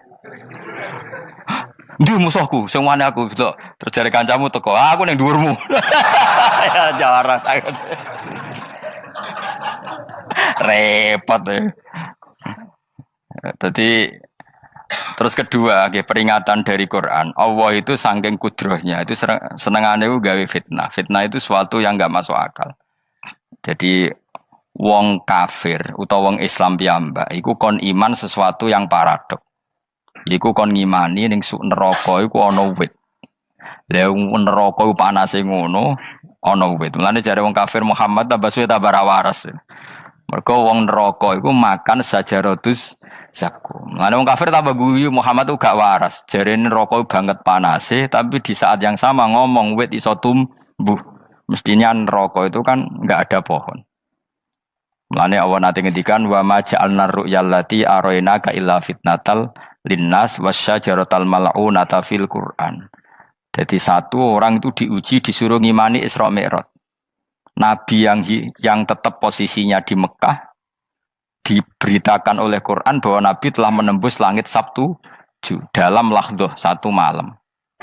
Wong kafir malah guyu-guyu. Terus kedua ada pohon yang tumbuh di neraka. Mulane dawuh pangeran seperti wa ma ja'alna ru'yallati arainaka illa fitnatal linnas wasyajaratal mal'unata fil Quran. Jadi diuji. Yes ngono dunya kaya wong Islam sakniki niku. Yang mengklaim negara Islam tata kelolanya carut marut, yang negara non Islam kadang tata kelolanya rapi, sehingga seakan-akan kita ini salah, ngurus dunia wae ra iso, mung ngurus akhirat. Tapi saya berharap sing dicibir iki sok ben mlebu swarga, dadi iso dendam. Tapi nek mlebu neraka iku ora kober dendam. Lan kula mboten gadah rencana mlebu neraka mboten gadah. Kula niku nggih pendendam, dadi mangkalku ben kesampaian sampeyan nak teng pundi? Swarga. Kita harus ngalami fal yawmal ladzina amanu minal kuffari yadhakun alal araiki yang jangan sampai kita ngalami kita sendiri disiksa. Kowe ngilu awakmu dhewe, milih dendam apa milih mlebu neraka? Milih dendam ya. Syaratnya mlebu apa? Swarga. Ya. Jadi pangeran itu memang sering damel sesuatu itu paradok. Tapi memang Allah sengaja. Mulane kula bolak-balik matur, ulama itu banyak, yang jaga akhlak ya banyak, yang jaga ilmu yang banyak. Kadang yang jaga ilmu itu yang akhirnya nyuwun sewu cangkem elek dan itu penting. Saya di mana-mana bilang, sesuatu itu kadang nggak bisa dijelaskan secara baik-baik. Syaratnya kudu cangkem elek. Cuma karena itu nggak mungkin kita nisbatkan pada Nabi, ben aku wae sing tanggung jawab. Kalau nak dinisbatkan Nabi kan elek, maksud Nabi kok gerakan cangkem elek. Ben aku wae. Nak pancen salah, aku sing tanggung jawab. Tapi nyalahno aku neraka, yakin neraka. Siji yo ora level, napa siji ora level. Dhisik sahabat itu akhirnya yo nyuwun sewu cara ora sahabat yo cangkem elek. Mergo mangkel. Ada orang munafik saking ora ngajari ngene. Kenapa saya bikin gerakan cangkem elek? Kok janut lho. Kowe asli elek maksudnya cangkemmu wis elek ora kok. Kok nang darane aku harus gefe asli cangkemmu wis elek. Wis ngono perkara dunya ora perkara hak. Nah kan perkara hak, cek keren. Wong munafik ku saking mangkelnone ning Kanjeng Nabi, saking kepengin Nabi itu ketok goblok, ketok salah. Iku kadang takok nggawa untane unta. Takok, "Mat, untaku iki sing ngawini untane sapa? Kok anake kok ora kembar?" Terus ana sahabatmu sing cangkem elek koyo Ruhin. Tak pajangi aku. Kowe apa? Dadi oleh muni ku nazautu alaiha, nazautu cara aku sing nyelingkuhi. Terus kabeh apa? Mergo gak trimo nabine dikei pertanyaan sing gak masuk akal. Paham? Begitu juga ketika mereka nyembah berhala Lata Uzza iku sing cangkem elek ya sahabat. Mergo nabi ra pantes. Cangkem elek bicara, aku gek bengi pas sampe nyembah berhalaku. Jebule pas duyoi luwak. Aku mikir, mosok pangeran duwe luwak menengah iki apa-apaan? Dikencingi apa? Luwak. Ada lagi orang Bedui, orang munafik tanya, Muhammad, idda'aita annaka utiyal wahya. Kamu tuh mengklaim kamu dapat wahyu. Sekarang unta saya hilang. Lalu posisi unta saya di mana? Kamu idda'aital ghaib. Kamu mengklaim tahu barang ghaib. Sekarang unta saya di mana? Sahabat akhirnya kecangkemel. Tak colong apa-apa pokoknya. Gak mana. Pokoknya butuhnya mangkel lo. Bodoh mangkel lo nih. Mereka gak terima Nabi ini nggo pertanyaan-pertanyaan yang tidak mendidik, yang menyudutkan. Yang paling parah mau nazautu alaiha. Yo aku sing nyelunggi wae apa-apa. Nah sama misalnya orang kafir bilang orang Swiss lebih bahagia timbang orang Eropa, orang Ethiopia. Orang Eropa lebih bahagia ketimbang orang Syria. Kamu harus bilang kata siapa? Coba ukur. Kita yang miskin, kita yang tidak menteri, kita yang tidak siapa-siapa. Andai kan ditimang kebahagiaan kita dengan menteri tidak mesti kalah. Mereka juga punya atasan yang mengganggu kan. Kue jadi buruh majikan ya tersita oleh atasan, menteri ya tersita oleh atasan. Kebebasannya ya ada yang tersita. Wayang pengen turu harus ngantor, wayang kepengen mangan harus rapat. Kamu ya tersita pe mangan ra kelar. Ya sesuai tersitanya macam-macam kan. Semua itu kita sama kok. Ada yang sesuatu yang kita tidak gesam, mereka juga sama ada sesuatu yang tidak. Ya. Sebenarnya pola hidup itu kan sama. Dan itu kadang-kadang yang jadi aman kadang-kadang mau cangkem elek sing iso jawabnya. Tapi saya ulang lagi itu nggak mungkin kamu nisbatkan kepada Rasulullah karena Rasulullah itu ahsanan nasi khalqam. Tapi ulama ben tetep ngene iki. Sing kaliber lho ya. Sing kira-kira cangkem elek tetep keramat kok kula lah minimal koyo kula. Kula nu cangkem elek tetep keramat. Kowe sopan tetep keramat ora ono ilmune kok. Entekno sopan ora ono pengaruh ya.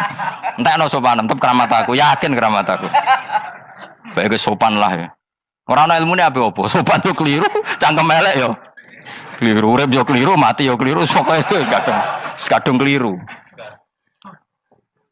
Ana ulama diomongi, Pak Yai, kalau neraka itu, kalau setan dari api, kemudian setan disiksa api kan sejenis, susahnya apa?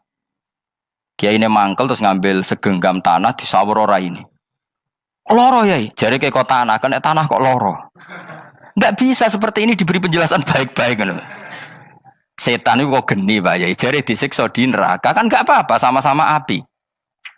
Kiai ini ngambil tanah, swawur ora ini. Barang mau sakit Kiai, jare kota tanah, kena tanah kok sakit. Hanya jangan katakan kalau setan dari api kena api enggak sakit. Coba kamu kasih penjelasan baik-baik. Ngapunten nggih, umpami jenengan nggih, ngapunten lho niki. Ngapunten lho nggih, umpami jenengan nggih. Ngapunten lho nggih. Kesuwen. Umpami jenengan kena tanah seputi iki mboten napa-napa, kena tanah kula biasa. Kan kesuwen. Tidak mbok sawuri raine. Terus keliliben. Padahal materi manusia dari tanah, ternyata kena tanah sakit. Makanya dendam itu penting, tapi tadi loh ya, bukan dalam konteks dunia, ning swarga. Allah itu wis gawe manusa iku duwe dengan tanda kutip dendam tadi. Dekne tetap gak terima. Orang yang dulu menghina saya iman, kemudian orang itu di surga gak terima. Makanya diberi hak untuk melihat bahwa temannya masuk neraka. Mulane fattala'a fara'ahu fi sawail jahim. Kemudian temannya dilihat, kemudian temannya di neraka. Dan belum berhenti dendamnya di sini. Dia ini ngomel-ngomel, tawahi ingkit talaturdin. Kamu kan yang hampir saja menyesatkan saya. Jadi wong swarga nak ra ngomel ya ora lega. Ayo milih swarga apa milih dendam? Dendam. Jadi mulane ngaji ben kero, dadi ben lega apa? Dadi kowe kudu dendam kan. Kowe mbek wong sugih-sugih kudu dendam. Jute gak dhisik sugih, saiki sugih aku jebule sing mbok dendami swargane sak dhuwur. Pancet wong sugih menangan. Jadi kudu jelas ya. Jadi kenapa saya bilang cangkemel? Karena tadi dulu sahabat itu kadang kesulitan nanggepi komentare wong-wong munafik. Karena tadi itu Nabi itu, sampai nak roh ceritanya Nabi dari sisi yang baik-baik saja. Maksudnya baik-baik itu sahabat merawakan Nabi. Wong munafik nak takok aneh-aneh. Ya Muhammad, onta aku iku rondo ireng kok anake rondo ngene iku sing majangi sapa jare sahabat? Aku apa? Wong urusan unta kok ditakokno ora. Dadi niate nglecehno nabi, nabi takoki urusan. Lah kula misale kiai, alim alamah tukang maca jalan takoki, "Gus, dari rukin kula gak ada kucing, Gus." Niku rupane kok beda-beda nu sing majangi kucing putih, Gus. Aku kan ngenyek wong. Kiai ditakoki urusan perselingkuhane apa? Kucing. Bukan nabi itu kono mesti sahabat tahu terus kabeh apa? Ono sing ontane hilang Muhammad, kamu mengklaim tahu barang gaib. Lalu onta saya sekarang hilang di mana? Itu saya sahabat tak jupuk. Maksudnya sahabat tadi agak nyolong mangkel wae. Cara aku zaman sahabat kok menangi nabi. Sing hilang ontamu, nabi mbok takoki. Wong kowe sing di onta ora iso njaga malah nabi wong liya mbok takoki. Cok goblok. Enggak mungkin seperti ini kita baik-baik saja. Jajal misalnya kesopan, ngapunten nggih, Nabi sukani hak mikir ya. Malah kumo luhur kan? Nabi kasih waktu untuk meditasi. Ini kan malah gak kasil sopan ngene iki. Unta-untamu dhek takono Nabi lah gak wis ora melok di dunya kan lebih gampang. Gampang di cangkem elek cangkem apik. Jawab. Gampang cangkem elek. Makanya dulu mulai sahabat, ada sahabat kayak Umar, kayak Khalid bin Walid, gue jagani wong sing ini. Masyhur. Ana munafik neh takok, "Muhammad, kamu betul Mi'raj?" "Iya." Sayyidina Ali diparani takok, "Ya. Ali, sikile mangkat sitok diangkat. Angkat loro-loro ora iso. Ngono jare kancamu iso." Mergo artinya terbang kan kakinya terangkat semua. Sayyidina Ali karena wong pinter nganggep iku guyu tok Sayyidina Ali. Bareng takok Umar, kan dekne kepengen mengalahkan Nabi dan mengalahkan Ali. Terakhir ning Umar. "Mar, kowe iso ngangkat sikilem sitok." "Teni." Pekno pedang mbek Umar. Kewan iki. Ngono ku ora iso diadepi api-apian. Umar wis ngerti iki ora kena diterangno mbek akal. Makanya saya punya rencana, umpama kok menangi Nabi, itu sangat melek. Nabi ra usah ben tetap ahsana nasi kholqom. Nabi kita selamatkan supaya tetap steril. Masyhur kan, jadi ada orang Yahudi itu membawa kambing mati kan. Wedhus lu mati. "Ya Muhammad, kambing yang mati ini yang bunuh siapa?" Karena Nabi orang tauhid ya Allah. Yang bunuh kambing mati itu Allah. Agamamu ini aneh Muhammad. Yang dibunuh Allah langsung orisinil haram, yang lewat tangan-tangan jahil manusia halal. Itu sing disebut wa kadzalika ja'alna likulli nabiyyin aduwan syayatinal insi wal jin yuhi ba'dhum la ba'din zukhrufal qauli ghurur. Coba cara aku menangi Nabi. Kan nak cara medis kan jelas ya, kan tentu sehat yang disembelih karena darahnya keluar. Tapi mereka ngomong wong orisinil dibunuh wong langsung kok malah haram yang dibunuh manusia. Ini aneh mata agama. Cara aku menangi zaman Nabi, yo no pangan dhewe ngono kowe sing gampang dikira-kira. Tapi ora aja Nabi lho sing ngendikan. Kowe wae sing penggemar Nabi. Kancang kemelek pantes selain sebakat yo ora bakal dadi nabi wis. Ya kowe nak muni halal yo pangan tekno. Kan dekne muni halal kan? Ya wis entekno. Ben do mangan apa, Bah? Badang. Tapi Nabi kan gak mungkin ngendikan seperti. Tapi sahabatnya dong ngendikan gitu. Mergo mangkal ngadepi. Jadi kadang-kadang orang itu gak bisa dikasih penjelasan secara apa? Baik-baik. Ya tapi tadi saya ulang lagi, kita kudu tetap nyelametno Kanjeng Nabi. Yes, mulane ulama itu keras masalah bab ngadepi wong fasik itu keras. Masyhur Sidina Ali nanti debat be orang ateis. Ali, kowe sare terkenal sahabatnya Nabi paling cerdas. Umpama kowe wis mbok rewangi salat, mbok rewangi poso, kemudian sok ben mati ra ono apa-apa. Terus kowe rugi, mbok rewangi salat, mbok rewangi poso, mbok rewangi takwa, ternyata nanti di akhirat ndak ada apa-apa. Dan aku kan enak ning dunya, gak tahu salat, gak tahu poso, jadi nanti kalau gak ada apa-apa kan gak masalah. Aku di dunia gak pernah kebebanan aturan-aturan syariat. Masyhur dawuh Sayyidina Ali. Ingka nama taqulu sidqan atau haqqan takhallasta wa takhallasna. Wa ingka nama aqulu haqqan takhallasna wa ahlakta. Siapa lo di? Jika yang kamu katakan benar, yang lolos tidak hanya kamu, saya pun lolos. Jika nanti di akhirat gak ada hisab, memang yang selamat kue tok, aku lah yo selamat dong, bodoh-bodoh ra ono hisab. Ingka nama taqulu haqqan faqad takhallasta wa takhallasna. Jika yang kamu katakan benar, enggak ada hisab, maka kamu selamat, saya pun selamat rumangsamu. Tapi jika yang saya katakan benar, takhallasna wa ahlakta, saya selamat kowe rusak. Niku muga ora sidina Ali cangkem elek tapi, muga ora sidina Ali. Muga sing ngomong Ruhin misal. Kan cangkem elek. Karena orang seperti itu ra iso mbok terangno api-apian. Di kampunten nggih mengke delok mengke. Lho delok mengke kesuwen li. Kowe nek mati wae SMS aku malah do ndi-ndi ngomongnya. Maka jawab Sayyidina Ali, jika yang kamu katakan benar, yang selamat tidak hanya kamu, saya pun selamat karena tidak ada apa? Hisab. Tapi jika yang saya katakan benar, maka takhallasna wa ahlakta, saya selamat, kamu rusak.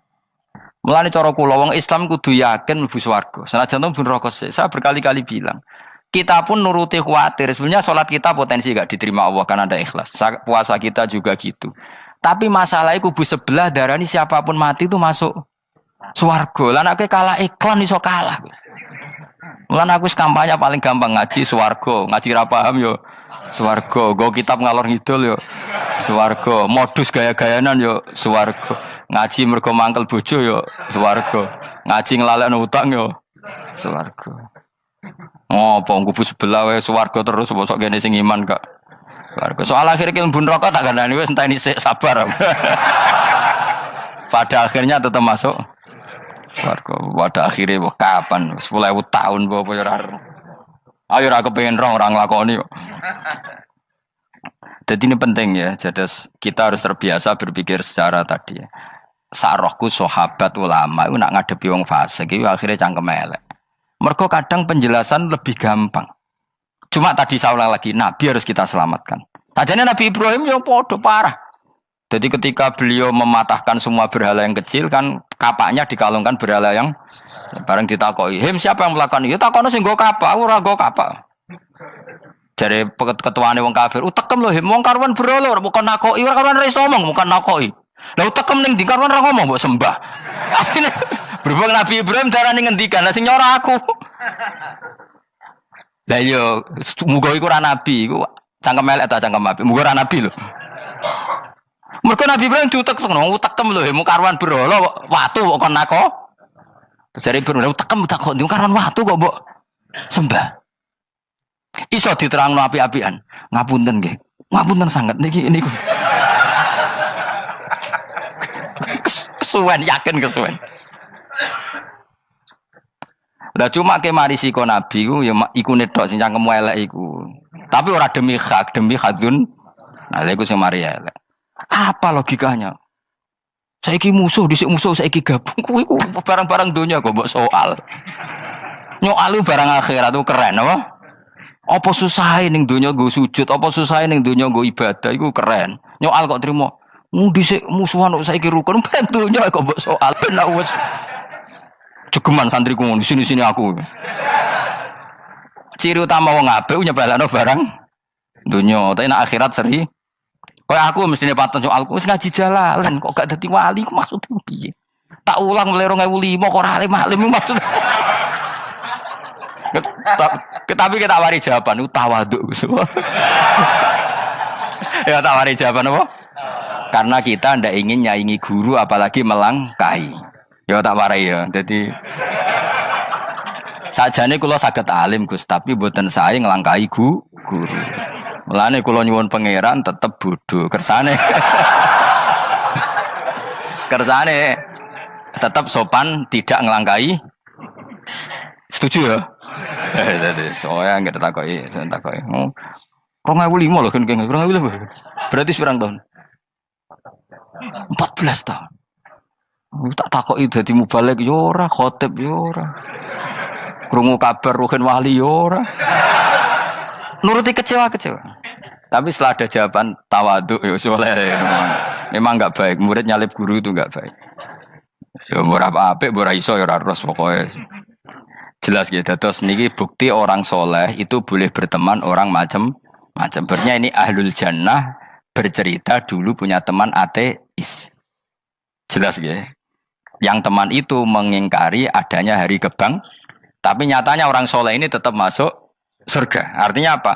Pertemanan di dunia sama orang ateis ini tidak menghalangi dia masuk surga. Tentu ya sebatas pertemanan. Ora konco golek demenan iku ora jenenge konco iku. Maksudnya berteman mungkin satu kantor atau ditakdir tetangga atau ditakdir apa. Tentu tidak ngikuti apa kemaksiatannya, tapi tetap berteman. Karena istilahnya ini kanali korin, saya punya teman sohibun yungkirul ba'sa, saya punya teman yang mengingkari hari kebangkitan, yang teman itu setiap kali ketemu saya mencibir saya, inna kalaminal musad dikin aidza mitna wa kunna turaba wa idzaman inna lamadi madinun. Teman saya itu selalu mencibir, masa kita nanti dibangkitkan lagi padahal kita sudah jadi debu dan jadi tulang belulang. Lalu teman saya ini nasibnya gimana? Bersama Allah dipertontonkan, contohnya teman itu masuk neraka. Intinya apa? Orang soleh ini ketika di dunia punya teman orang tidak soleh, dan itu tidak disalahkan Allah. Tetap dia ahlil jannah, dan temannya karena salah tetap ahlin. Nah, hanya nggak ada cerita terus berhubungi kancamu, kowe mlebu neraka ndak. Makanya kita rileks saja di Indonesia. Kancanan tonggo macam-macam tenang aja. Sementing alaikum anfusakum la yadurrukum man dhalla idza tadaitum. Yang penting jaga diri kamu sendiri, dan setelah diri kamu terjaga, tidak masalah orang sekeliling kamu sesat. Ya ayyuhalladzina amanu alaikum anfusakum la yadurrukum man dhalla idza tadaitum. Jaga diri kamu, kualitas hidayat kamu jaga, kualitas kebaikan kamu jaga. Setelah semuanya terjaga, tidak masalah orang sekeliling kamu sesat. Ya kayak teman ini, dia punya teman ateis tapi dia tetap Islami, dia konsisten dalam mempertahankan iman.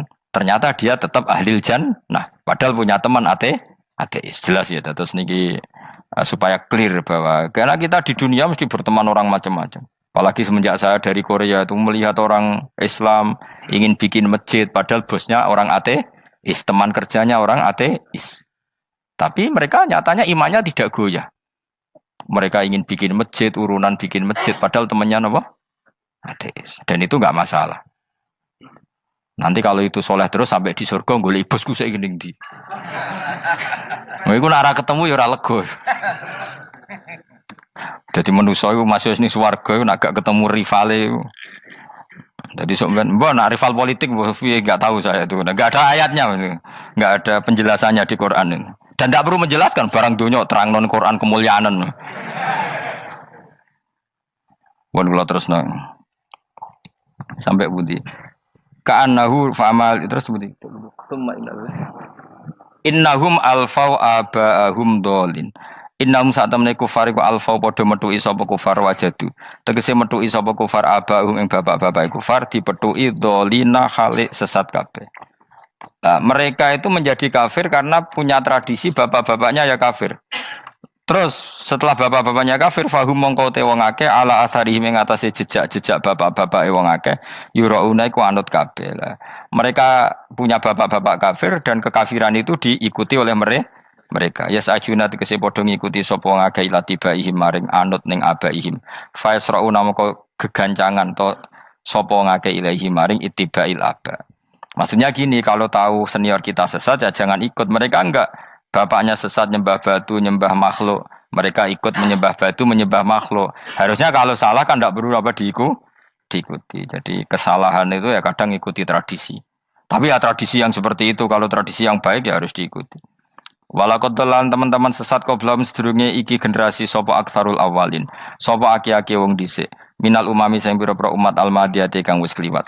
Walakot arsalan teman-teman ngutus ingsun fiim dalam kabeh mungtirina ing sing meringatno kabeh minar rusuli sang pira-pira rusul mukhawifina tur ngekeki peringatan kabeh fangzur mongko angen-angen sira kaifa kana kaya apa ana apa akibatul mudharin apa akibate wong sing dikei peringatan ayil kafirin tegese wong kafir kabeh ai akibatuhum tegese uta akibate kabeh akhir dari perjalanan mereka wa aladabu siksa. Orang yang tidak iman pasti akhir perjalanannya siksa. Senajan to ning donya mereka ngelola dunia lebih baik ketimbang kita, kehidupan dunianya lebih baik ketimbang kita. Intine kowe aja sampai kalah donya kalah akhirat. Awas kene. Kalah donya aja sampai sini-sini wong. Sing jalalan jule kalah donya. Gunane apa nggo konsep jalalan ngalor gitu. Tutulisi jalalan kalah di dunia menang akhirat. Jebule kalah pisan. Innalillahi wa inna ilaihi raji'un. Awas ke sebenarnya bus warga sini-sini wong. Illa ibadah wahi kecuali pira-pira kaulian Allah al-mukhlasina kang ikhlas kabeh, al mukminina kang mukmin kabeh. Fa innahu mongko satuna ibadu wa al mukhlisin atau al mukhlasin iku najau. Iku selamat sapa kabeh minal adabi sanging siksa.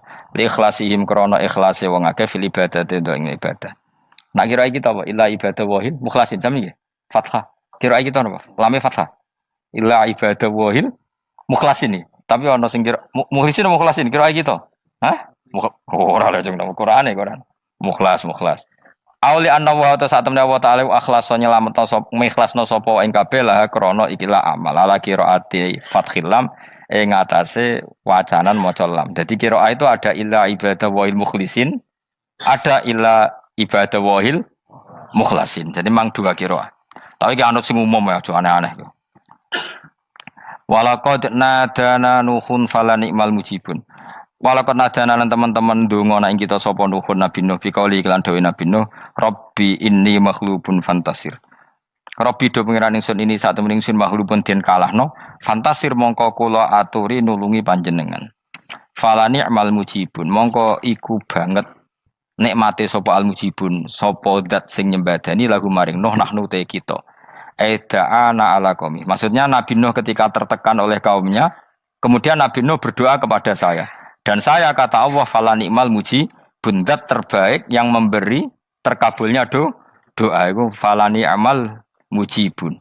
Ya Nuh berdoa kepada saya kata Allah, dan saya kata Allah adalah zat terbaik yang bisa mengabulkan doa. Itu jenenge apa? Fala ni'mal mujibun. Eda ana tekse ndonga sapa Nuh nak ing kita ala qaumihi ing atase kaum Nabi Nuh fa ahlaknahum mongko ngrusak ingsun ing kaum Nabi Nuh bil gharaqi kelawan tenggelam. Jadi kowe nak mangkel mbek wong-wong sing ora iman iku pilihane iku kowe parek pangeran. Nak parek pangeran nak sing ora iman dikalahno pangeran. Kowe ora usah dadi ekstremis, malah ribet dhewe. Pasrahno napa pangeran. Lah nek kira wali ora mandi-mandi, ora mandi ya wis. Sementing kowe ning donya bernegara secara sehat, gak perlu dadi napa? Teroris, gak perlu dadi napa ekstremis. Karena Nabi Nuh ketika mangkel mbek kaume, Nabi Nuh ngebom mereka apa matur pangeran? Matur pangeran, kemudian pangeran sendiri yang ngambil napa tindakan. Kowe yo ngono mbek musuh-musuhmu sing hasud mbek kowe. Tapi mbah kok nang pangeran malah bela kono. Lah kadang musuhmu luwih bener timbang kono ya. Timbang kowe. Kono kerja keras sugih. Terus duwarani kowe sekere turu. Terus mbok pasutno jebule pangeran bener. Kok kowe pemalas. Kono bekerja keras. Ya mbah nak ngono. Lan jegeman di musuh wong saleh. Mergo nak maksudno malah balik ning kowe. Di musuh sing ra saleh dadi menang kowe. Nak padha ra saleh ya mbah ra jelas. Fa ahlaknahum mongko ngrusak ingsun hum ing kaum Nabi Nuh bil gharaqi kelawan apa tenggel. Sing jelas nabi-nabi dulu nak kecewa ambek musuhe iku mature teng pangeran. Mboten kalau perang itu beda loh. Nabi kalau perang dia perang di arena perang di Badar di Uhud. Jadi janjian terus duel. Ora kok musuhe turu terus di sebelah mboten enten ngono. Ya kalau mau perang ya janjian. Jadi fair. Mereka nantang Nabi, tentu kan tidak baik kalau kebenaran ditantang kebatilan tidak berat. Terus akhirnya ya duel ini wow.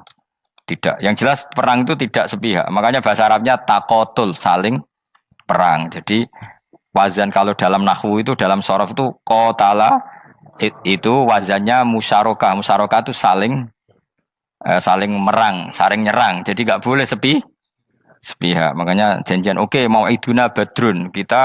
Perjanjian kita ketemu di apa? Badar terus ketemu. Ora kok limbe-limbenan niku mboten. Memang tarung. Jadi keren. Sing kalah ya keren, sing menang ya keren. Mergo corong Jawa wani adep. Mboten nyulik niku mboten. Sehingga disebut muqatalah atau napa kital. Masdarnya itu qatala yuqatilu muqatalatan. Malah latihan sorab lah jong. Karena syarat mufassir itu harus ahli napa? Sorab. Wa najainahu lan nyelametno ingsun ing Nabi Nuh wa alahu lan keluargane Nabi minal karfil azim saking banjir sing gedhe. Ail gharqi tegese selamat sangka tenggelam. Wa ja'alna lan gawe ingsun zuriyata yang anak turun Nabi Nuhum al-bakin. Fanasu mongko te manusa kuluhum kabeh nasiku minasli sanging turun Nabi Nuh alaihis salam. Makanya jenengan yang syukur. Jadi turunan yang sekarang itu sudah steril. Saya ulang lagi. Kamu ini sudah turunan yang steril, tidak ada bapak yang kafir. Yo kowe kabeh sing ngaji Jalalain iki. Kowe kabeh. Ini mbah-mbah kamu sudah apa? Steril. Karena manusia pertama Nabi Adam, terus Nabi Adam seterusnya itu masih ada yang kafir macam-macam. Era Nabi Nuh ini bapak kedua. sing kafir tenggelam kabeh, terus ada orang 80 semuanya mukmin. Makanya kita-kita yang sekarang itu istilahnya Allah dzurriyyataman hamalna ma'nuh. Kita ini turunan orang yang diangkat di perahunya Nabi Nuh. Makanya manusia pertama dari Nabi Adam, terus itu masih macam-macam. Era setelah Nabi Nuh sudah steril, enggak ada lagi yang apa? Kafir. Umpama mbah-mbahmu ana sing kafir meneh, iku ya kafir sing ora asli. Sehingga engkau ya langkai wae. Mesti aja anggap langkai wae. Terus melok mbah sing napa? Sing mukmin. Ya jelas ya, fannasu kulluhum min naslihi alaihis salam. Jadi setelah periode banjir itu semua manusia itu sudah turunan Nabi Nuh dan pas itu sudah steril semuanya apa? Mukmin. Ya orang 80 semuanya orang apa? Nah, setelah itu ada lagi yang kafir. Lah aku ora roh iku sing dadi mbahmu ta ora roh. Ya ora perlu roh kowe. Mulane ora hafal nasab penting kanggo biasa ben ora roh.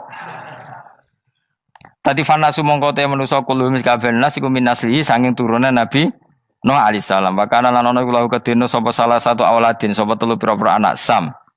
Pertama Sam wa Abul Arab wa Faris wa Rum wa Ham wa Abu Sudan. Sing Hamu Abu Sudan, bapake wong napa? Sudan. Wa Yafas, ana sing maca Yafis. Yafas Abu Turki, bapake wong pundi? Wal Khazar, wa Ya'jud wa Ma'jud wa Magunalika. Mbah kowe minduane sing tira babamu sing Abul Arab ira ngembek sek. Persi kita ya kurang ganteng. Rom kira turu ora wong Itali. Kowe turu nanti. Ham iku paling Abu Sudan wong ireng-ireng. Paling iku. Wis ben ngono, ben wis. Wa tarakna alaihi fil akhirin. Wa tarakna lan nyisano ingsun apa koina tegese nyisano ingsun ali ngatasin no tak sisano sanaan khalidati pangaleman hasanan kang apik fil akhirin ing dalem periode-periode sing akhir. Minal anbiya sing pira-pira nabi wal umami lan pira-pira umat ila yaumil kiamat itu maka maring dina kiamat. Nuh jejak-jejak kebaikannya akan saya maklumatkan kebaikannya sampai ila yaumil kiamat. Mulane ra ono barokah kados ngaji, jenengan kudu syukur ngaji. Misalnya Nabi Nuh dititahno Allah akan dipuji ila yaumil kiamah. Yang muji siapa kalau enggak kita-kita ini? Barokahnya ngaji, kita tahu kehebatan Nabi Nuh, kita tahu sejarahnya Nabi.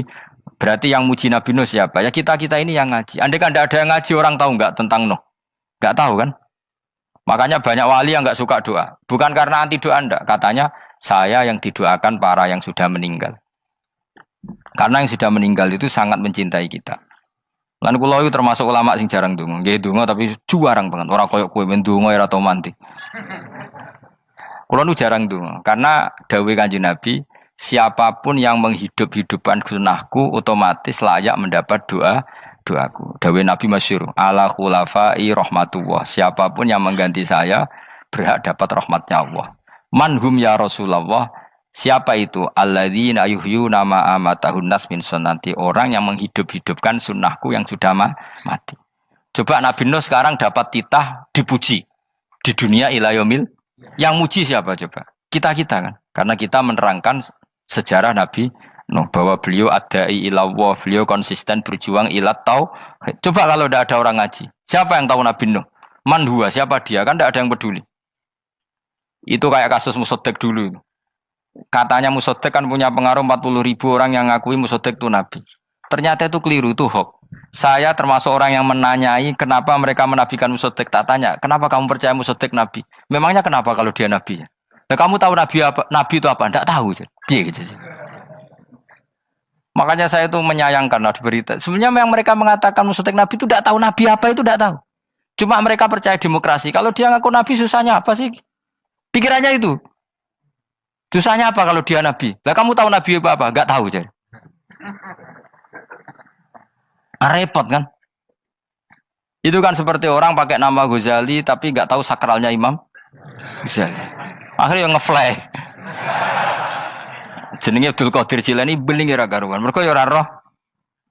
Kok jenenge Mustofa ini. Orang pilihan tapi ya kelakuane ngene iki.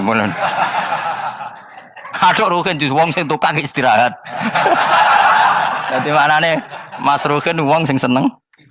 Mulane turu. Dadi sarohae maknane istirahat. Nganggo sintasin. Sinta itu tukang istirahat bener urip pemain iki. Ya ora apa-apa, donya sepele kan tinggal istirahat. Jadi makanya kan nggak ada ulama yang nggak dicintai para wali yang sudah meninggal karena tadi siapapun yang menghidupkan sunnahku setelah sunnah itu mati maka dapat doaku.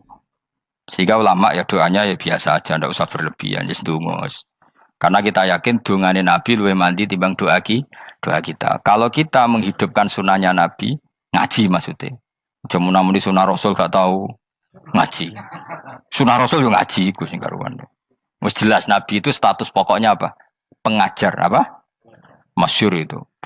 Buistu mualliman. Sebagian riwayat pakai innama buistu muallim. Saya diutus hanya sebagai pengajar. Termasuk melakukan sesuatu yang tidak ideal itu Nabi lakukan demi status mengajar. Misalnya begini, sama tak bedai, kok tak latih pinter. Tawaf jalan kaki sama naik skuter atau naik kendaraan itu afdal mana? Enggak, jawab saja. Afdal jalan kaki. Tapi Nabi ketika tawaf itu naik unta.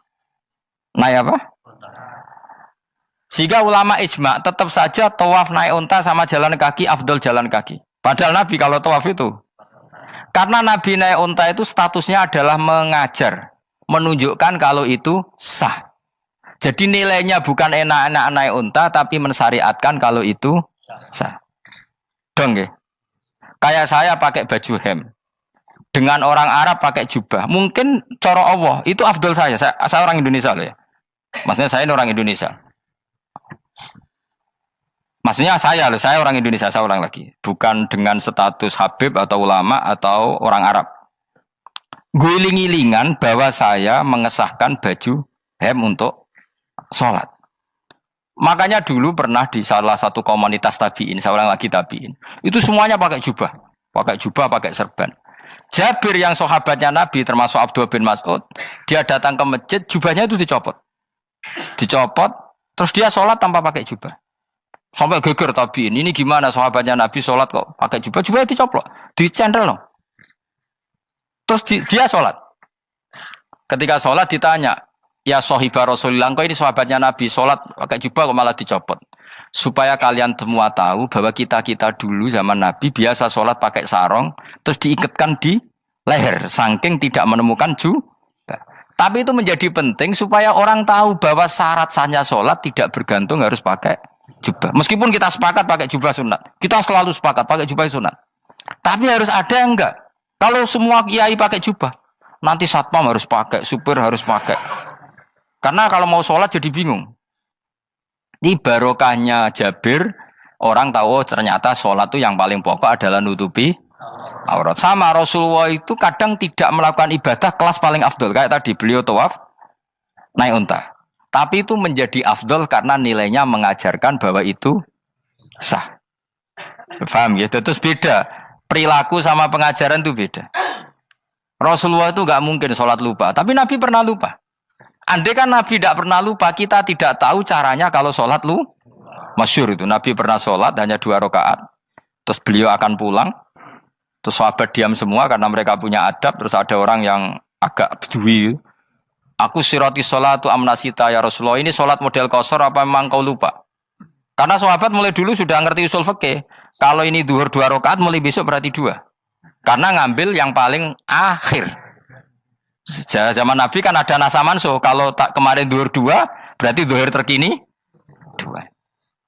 Terus Nabi balik lagi ke majelis, mengkonfirmasi ahakun maqalahu Dzulyaden, apa yang dikatakan Dzulyaden tadi benar. Iya Rasulullah, engkau tadi sholat hanya 2. Terus Nabi takbir menambahi 2 rakaat. Artinya apa? Kalau kamu lupa itu tidak harus mengulang dari awal, cukup bina meneruskan. Sehingga misalnya kita tawaf sudah 3 putaran, terus kita batal, ya kita wudu saja. Mulai awal apa teruskan terus keempat? Coba kalau Nabi gak pernah salah seperti itu, kita tidak tahu cara ngelola kesalahan. Ya misalnya kamu tawaf terus batal, kamu wudu nambah keempat apa mulai dari awal? Nambah keempat, karena setiap seperti itu bana alama fa'ala, harus meneruskan, bukan andai kan Nabi tidak pernah melakukan itu, kita tidak tahu caranya. Ojo kok malah komentar sholat nganti lali kowe eling opo wae, cangkemmu. Laline Nabi ora koyo lalimu. Mulane ana imam sholat salah iku anggap ae niru Nabi. Cuma bedane Nabi untuk ganjaran wong iku gak ngono, tapi tetep Jadi Nabi itu beberapa kali itu ngalami sesuatu yang tidak afdol. Tujuannya satu, untuk pelajaran. Makanya masyhur itu riwayat ma kuntu ansa walakin unassa li as-sunnah. Saya itu tidak pernah lupa, tapi sama Allah didesain lupa li as-sunnah supaya itu jadi sunnah. Jadi ma kuntu ansa walakin unassa li as-sunnah. Jadi saya tidak pernah lupa, tapi sama Allah didesain lupa supaya jadi sunnah cara ngelola kelupaan. Misalnya sholat 3 apa 4, milih 3. Milih al-aqal. Karena itu satu-satunya cara. Sehingga Nabi didesain pernah sholat hanya 2 rakaat, terus diingatkan sama sahabat. Terus itu jadi sunnah caranya ngelola caranya ngelola lupa. Begitu seterusnya. Nabi ngendikan al-ajur bi qadri ta'ab secara makna seperti itu. Tapi Nabi sendiri tawaf itu naik unta. Sehingga sekarang ada orang naik skuter, naik kursi roda, itu dikiaskan karena Nabi dulu pernah berkendara. Coba kalau Nabi tidak pernah berkendara, wong sing lumpuh gak iso tawaf, wong sing sakit gak bisa tawaf karena gak ada riwayat Nabi pakai kendaraan. Tapi barokahnya Nabi pakai kendaraan, semua referensi itu gampang. Meskipun Nabi sendiri pas itu masih sehat, sangat sehat. Tapi biar jadi sunnah, kalau seperti itu tidak apa. Karena tadi Nabi itu yang penting buistu mu'alliman, saya diutus sebagai pengajar. Kadang Nabi melakukan sesuatu itu tidak ideal. Tapi tidak ideal yang akhirnya malah lebih ideal ketimbang ideal kita. Karena apa? Nilainya taklim, mengajarkan. Itu masyhur itu dalam ilmu ushul fikih. Jadi yang dilakukan Nabi jaiz, biasa-biasa saja atau boleh, itu statusnya bagi Nabi adalah fardhu ain karena liwujubit taklim, karena menjadi kewajiban mengajar. Masyhur itu jadi dalam usul fikih itu. Karena Nabi berkeharusan menjelaskan. Sehingga kamu jangan tanya, apakah yang dilakukan Nabi itu mesti kelas paling utama? Jawabannya ya, misalnya gini. Nabi itu sangat mencintai Qiyamul Lail. Sangat-sangat mencintai Qiyamul Lail. Tapi Nabi hari keempat itu sudah gak mau ikut sholat di masjid. Terus ada riwayat, kubu sebelah bilang Nabi baru sholat 2 rakaat terus enggak. Ada yang bilang 8. Macam-macam. Nah, yang jelas orang sepakat riwayat itu, hari keempat Nabi sudah gak sholat di masjid. Dan itu bagus bagi Nabi, meskipun bagi kita agak bagus. Kenapa? Andai kan Nabi sholat Qiyamul Lail selalu di masjid dan selalu 20 rakaat atau selalu 8 rakaat, pasti orang ngira itu fardhu ain. Bahwa Qiyamul Ramadan harus apa? Di masjid. Dan harus 20 rakaat atau 8. Tapi Nabi dari awal sholat itu tidak konsisten. Kadang 2 rakaat, kadang 4 rakaat, kadang 6 rakaat, kadang 9 rakaat langsung, tanpa salam. Full langsung salam. Kadang 2 salam, kadang 9 rakaat. Full langsung salam. Akhirnya apa? Imam Syafi'i berkesimpulan yang namanya tasyahud awal itu sunat. Kamu sekarang sholat duhur, keyakinan kamu tasyahud awal sunat gak menurut mazhab Syafi'i? Sunat kan? Karena Nabi pernah sholat malam 9 rakaat langsung tanpa tahiyat, salam 1. Nah karena Nabi tidak konsisten juga beberapa kali meninggalkan itu, umatnya tahu kalau tarawih itu sunat. Sehingga bakul mie ya tetap adol mie, yang tatpam tetap jaga. Dan orang tidak akan mencibir itu karena memang ada yang pulang terawih, ada yang enggak, dan itu kebanyakan. Ya barokah Nabi tadi.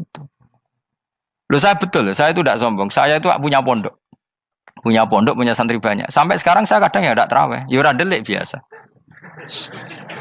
Supaya orang tahu kalau itu mah enggak wajib. Tapi berhubung saya nama kadung apik, ngono ku ya ora dadi jatuhku, aman. Tapi sebenarnya hatiku yo nangis, kangen kula mbek pangeran. Lu Nabi sangat kangen mbek pangeran, tapi kalau melakukan ibadah secara terbuka semua pasti dikira itu wajib dan itu memberatkan umatnya. Nah, kowe ora usah ngono, kowe ora usah terus niru Nabi, kadang-kadang ra traweh niru Nabi.